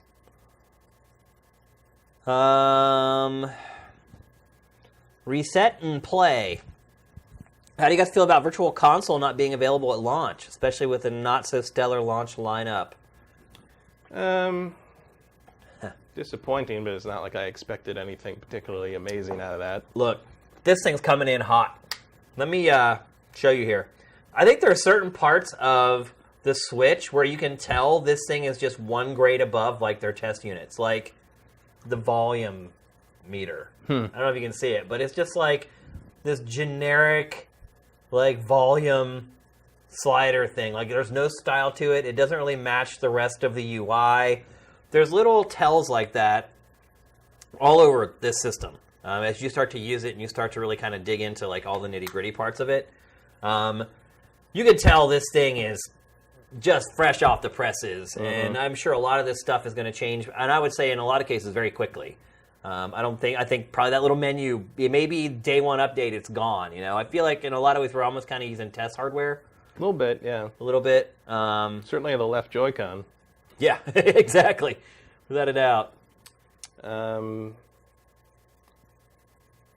WolfOx10JC asks, do you think, will Xenoblade Chronicles 2 come out in 2017? I will be shocked if Xenoblade Chronicles makes it this year. I feel like that's nonsense. There's no way. I mean, I just don't. I hope it does, because I'd like to play it. But I just see it slipping. I can't see that. It'd be a pretty great holiday season if they get everything out that they say is going to come out. But I don't think Xenoblade. I mean, I'm good with just maybe Mario. I think Mario on Q4. I'm cool. Like maybe I don't know if they've said worldwide launch or anything about that. I know they said that for Ni no Kuni 2. I think. Yeah. But like maybe it'll be out in Japan this year. I have a very hard time believing I'll be playing that game in English before the end of this year. Yeah, me either. I don't even know if we'll see it next year. In all honesty, man, like. They finished, like, Chronicles X, like, not even a year ago? And it took them, 3 or 4 years to build the last one? Like, I just don't see it happening. Working on new hardware and all that comes along with it, and... Nolan asks if I feel confident with Mario in my draft. Yes. Mario has to come out. I would. Like, there's no... If Mario misses this holiday season, like, that's the game, basically. Like, yeah. You've blown the whole strategy at that point. Here's one from Dimp Digital. If you had to choose, would you choose handheld mode or console mode? Console mode. Yeah. If I had to have one or the other, I would still have console mode. Although, like I said earlier, Zelda does look better in handheld mode than it does on the TV. There's no doubt about it. Like, you get up on that bigger screen, everything gets stretched out a little bit more, and I mean, it is running at 900p? They said. Yeah, upscaling. Yeah. From 900p up to 1080. So, yeah, a native 720 signal on the screen, that high quality is going to look better. But just being able to look at the TV, yeah. And, I mean, there's a million reasons why I'd rather play it in console version than handheld mode. So, see anything else? I want to make sure we answer all these. Yakov226, would you recommend to buy it? I don't think I'm allowed to say that yet. No. I think that's... Well, I haven't been sent anything by Nintendo, so I'll say if you're a huge Zelda fan, but... I'll just give you a nod. I don't see... I don't see that launch lineup being something that you need to jump on right now unless you just absolutely cannot live with the fact that there are people playing Zelda and you aren't. Not. But you can be if you can own be, a Wii U. But you can be if you own a Wii U. Yeah, I mean, it's... I mean, I understand the drive to want to play the better version, quote-unquote, of Zelda because of the better hardware and the resolution. I understand that, but you got to decide if that's a $420 decision you want to make. Keeping in mind that, like, it's entirely possible we end up with another 3DS situation here and the price drops and they're just like, please take our system in a year. You know? It could be. But again, Zelda makes people do crazy things. And I say that as someone who does crazy things because, I mean, I'm buying one. Yeah. Play Zelda. I mean, part of that's because we talk about this stuff on the show. And otherwise it would just be... You mean it's not for snipper clips? No. Otherwise it would just be me staring at you while you talk about Zelda. Right. But... If it wasn't for that, I'd probably be waiting. In Switch handheld mode, can you instantly pause and resume the game at any time? Yeah. Yeah, it works just like a console. And it will... The first day I used it, actually, I didn't realize that it would just suspend. So I finished playing. The battery was running out in handheld mode. I put it on the dock. I went to bed. And when I came back the next day and picked it up, I just had to hit one button, and I was right back in the place in Zelda that I was in. Like, it just suspended the game. Link was still where he was whenever I had put it on the dock. So, yeah, it's very easy to just pick it up and just keep going.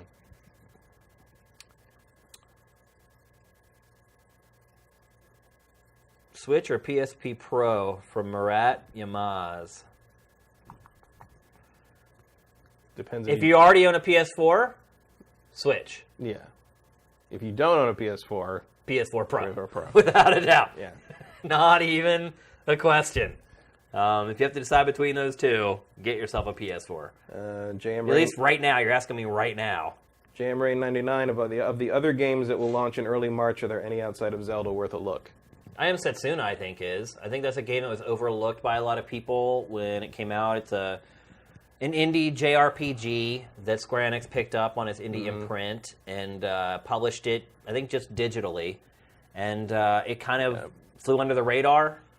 But if you're talking about, like, it's not, like, the best JRPG you ever played, but it is a game you can buy for kind of a discount that you will play for a lot of... It is too expensive, but you'll get a lot of playtime out of it. I mean, you're looking right now down the barrel of, like, Zelda and snipper clips and, like, a couple, like, indie games that you've probably already played. Yeah, so I Am Setsuna, I think, is the other game around launch that you might want to give a look to. I think the general public response to that game has been negative enough that I wouldn't call it a guaranteed hit for anyone. I don't think there's anything in the launch window other than Zelda that matters at all. I think it's all ports and stuff you've already played on other platforms and Bomberman. And Snipper Clips, which I don't... Man, I can't... Cheater Hater saying the U.S. launch lineup is up to 13 games now? Is that enough? Well, it doesn't matter how many games there are if there aren't any games I want to play. 13 games? Where's that coming from? They had 10, and then they added Snipper Clips moved to launch, and then that... When did they have 10? The original launch lineup was 10 games.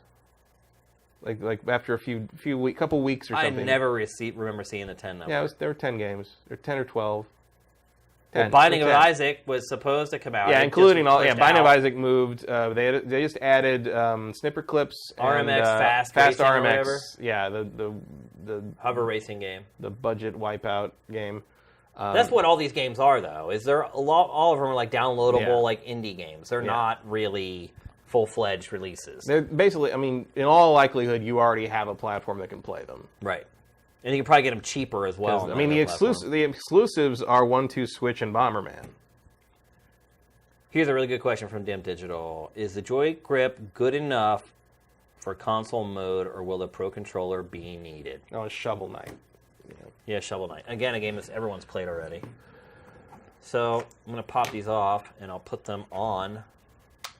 Put this back in its home. Too good for your home. Go back to your home. So I would say, is this good enough? I think a big part of that has to do with how big your hands are. Mm-hmm. So,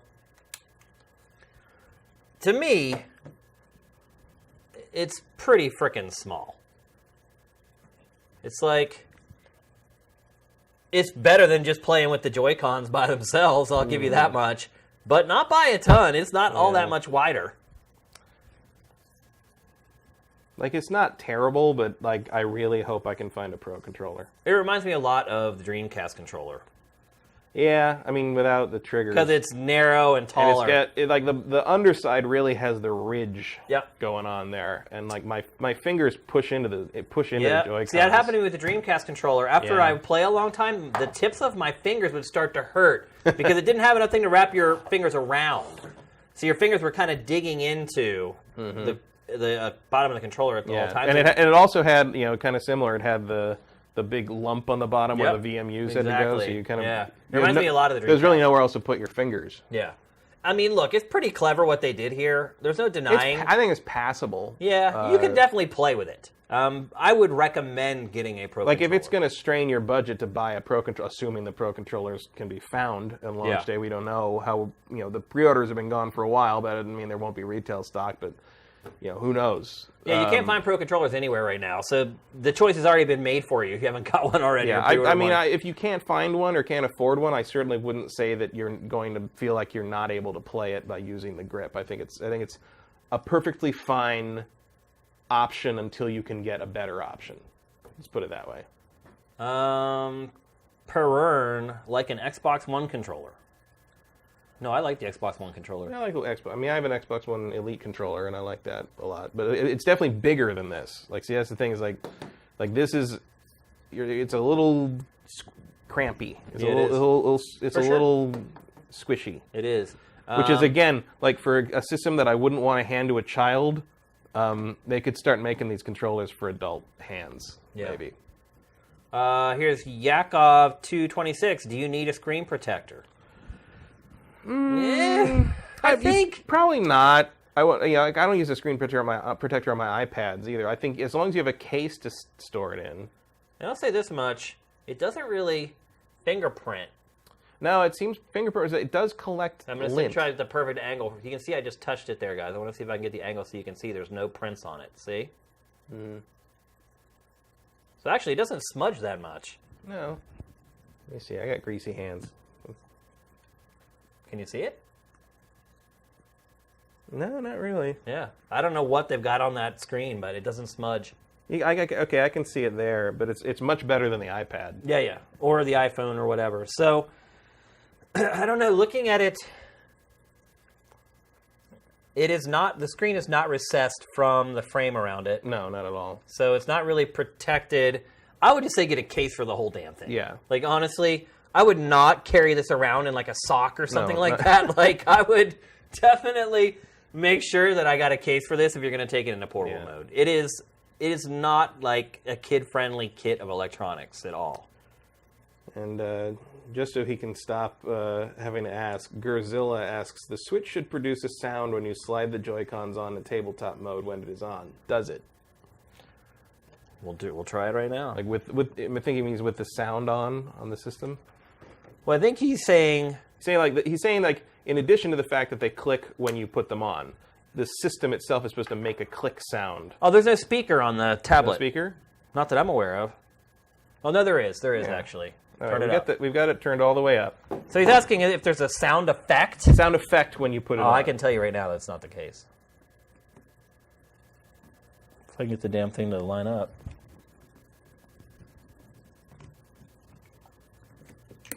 No, there is one! There it was, yeah. There is. The system does play a sound effect when you slide on the Joy-Cons. That's hilarious. It's that click sound. Are you freaking kidding me? It's got the finger snap sound effect. That is really freaking funny. I had no idea. That's great. Who asked that question? Gerzilla? Gerzilla. Good job.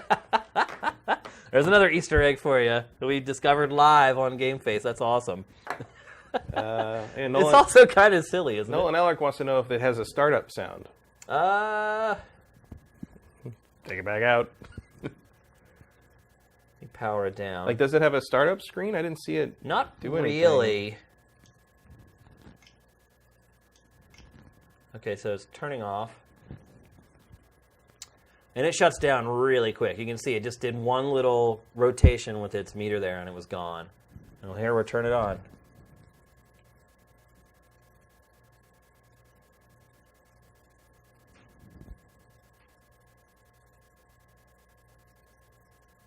Nothing. Nothing. No boot up.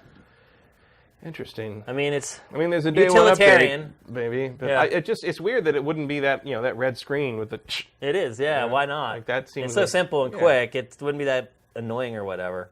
It's no Dreamcast. Also, by the way, like we've been using this the whole time, the power on the tablet, I don't know if you can see it, is still at 100%. Well, here's another little Easter egg, too. Crap. Go back to the home screen. Oh, I gotta unlock it now. So this is, I can show you this, too. So if you hit each of these buttons differently for 3 times, it'll make a different sound effect. So we'll do this one. Yeah. So anyway, if you go up here, if you tap the bar, it'll actually give you a readout. And actually, it is at 94%. So when we started this show, it was at 100. It's lost 6% of its charge over the course of 2 hours and 10 minutes. So not too bad. Yeah, and it wasn't playing Zelda, Yeah. so that helps. This is fun. Keep giving us stuff to do. And it's been charging in the dock a fair amount. Yeah, you're right. Yeah, it has kind of been getting recharged. It's been cheating. Yeah. Is that it? Do we have any more questions? Unfashionable asks if we can show the card or the cartridge, or is that embargoed too? I don't think I am allowed to show it. That's so weird. There's some things that's just not worth pushing. Let me Yeah. look. I have all the documentation right here. So, and if they'll let me, This is pretty restrictive. I mean, Capcom used to do some crazy restrictive. Like you get a little packet with the game when they send it to you. Let's see. Preview coverage is defined as may not include hardware teardowns. You don't rip the system open. True. Yeah. Someone's already done that though. I think actually it doesn't say. Hmm. I think we can show you guys. So here you go. So here's want to switch up to that camera, Sam? So here's where the card goes in. Push it and it pops out.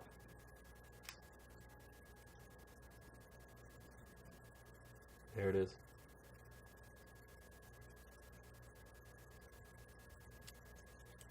I'll show you the back too.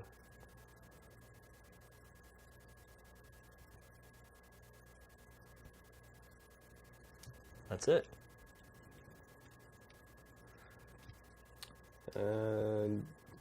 Daikamort asks, what did Nintendo ship you besides Zelda on the console, or is that it? That's all we got. A lot of the bigger publications got a ton of stuff. Like, I even saw Game Explain on YouTube got, like, 2 huge boxes. All we got was a system and Zelda. That's it. We're one of the little guys, so we don't get, like, the big shipments anymore. It would have been awesome if they had at least sent me a Pro Controller, because then I wouldn't be having the problems with the Joy-Con that I've been having. I wouldn't have to play in handheld mode, but... A lot of people asking if it overheats, which I think you talked about earlier. It does not overheat. It gets hot. In handheld mode, I don't know. Obviously, you don't touch it while it's docked, but when I'm playing it in handheld mode, and it's not like because it's on my legs and my legs are transferring heat to it, it gets hot. Like the top center back of the tablet, like right around in this area, gets really, really warm. I just think it's just a factor of all the kit that's shoved into this little form factor, so... Look, it's the Nintendo drone fly spying on us, making sure. Oh, I have towed the line today. I have followed everything straight up to it. All right, I think that might be it. Digital asks, does the embargo notes ever spoil games for you? I don't mention a huge twist when X does Y. Yes, they do that. Yeah, no, there's Zelda spoilers in... It does. And like that happens a lot. Capcom, I've mentioned Capcom a few times, but Capcom used to send... It was almost a plot outline, and for each major spoiler event, they would say, "Don't mention this." Yeah, and it would just be like, "Well, thanks for telling me, bro." Like, the embargo outlines sometimes do just lay the whole plot of the game out there and tell you, "Don't talk about any of this." Yep. So, I think that's it, folks. I think we've answered all your questions. I cannot think of another thing we can tell you about Nintendo Switch at this point. I think now it's just all up to the games. Well, we still are waiting for online to come online. Yeah. Hopefully the eShop actually does work on launch day. They're saying it will. But we don't know that 1,000% for sure that it's going to work the way it's supposed to. My Nintendo linking accounts people who want the haven't digital come version yet. of Zelda are probably hoping that it does. Yeah. But I think that's it, people. Somebody asked what your wife said when she saw the Twitch. The Switch? Oh, what did my wife say? Oh, cool. What are we having for dinner? Yeah. As long as he's quiet, it doesn't really matter. She did not really care. She was just like, oh, cool. I'll tell somebody at work that will give a crap that you have it already. Like, that's kind of where she's at with it. She uses it as like a talking point with people at her job, but she does not play games that much anymore, unfortunately, so... That's the way it is. All right, everybody, I think that's it. Yeah. We have one more thing, though. We do have a list of new Sifted, not just Sifted Elite people. These are Sifted Elite All-Stars. These are the people who have gone above and beyond with their donations to the site. And in fact, one of the people we're going to recognize today is someone that we've actually recognized as an All-Star before, but... he has just continued to donate to the site, and I just feel like I need to recognize him again. So bring up the screen. Dim Digital, thank you very much. You are now among the Sifted Elite All-Stars. You've been on the chat all day today asking great questions. Thank you very much. Shanghai Dan, he was in our Sifted Fantasy League. He did pretty darn well, and he's also been a loyal and great member of the site. Thank you so much. But Kevin, man, oh my gosh, dude, you are so freaking awesome. You have donated so much money to Sifted, man. I just can't even begin to tell you how much I appreciate it. We see you, man. We see you with your donations pretty much every week. He donates something to the site. And thank you so much, man. I can't tell you that enough. Thanks to all you guys, all three of you guys. Well earned. You guys have all been great members of the community since the beginning, and I just really appreciate it.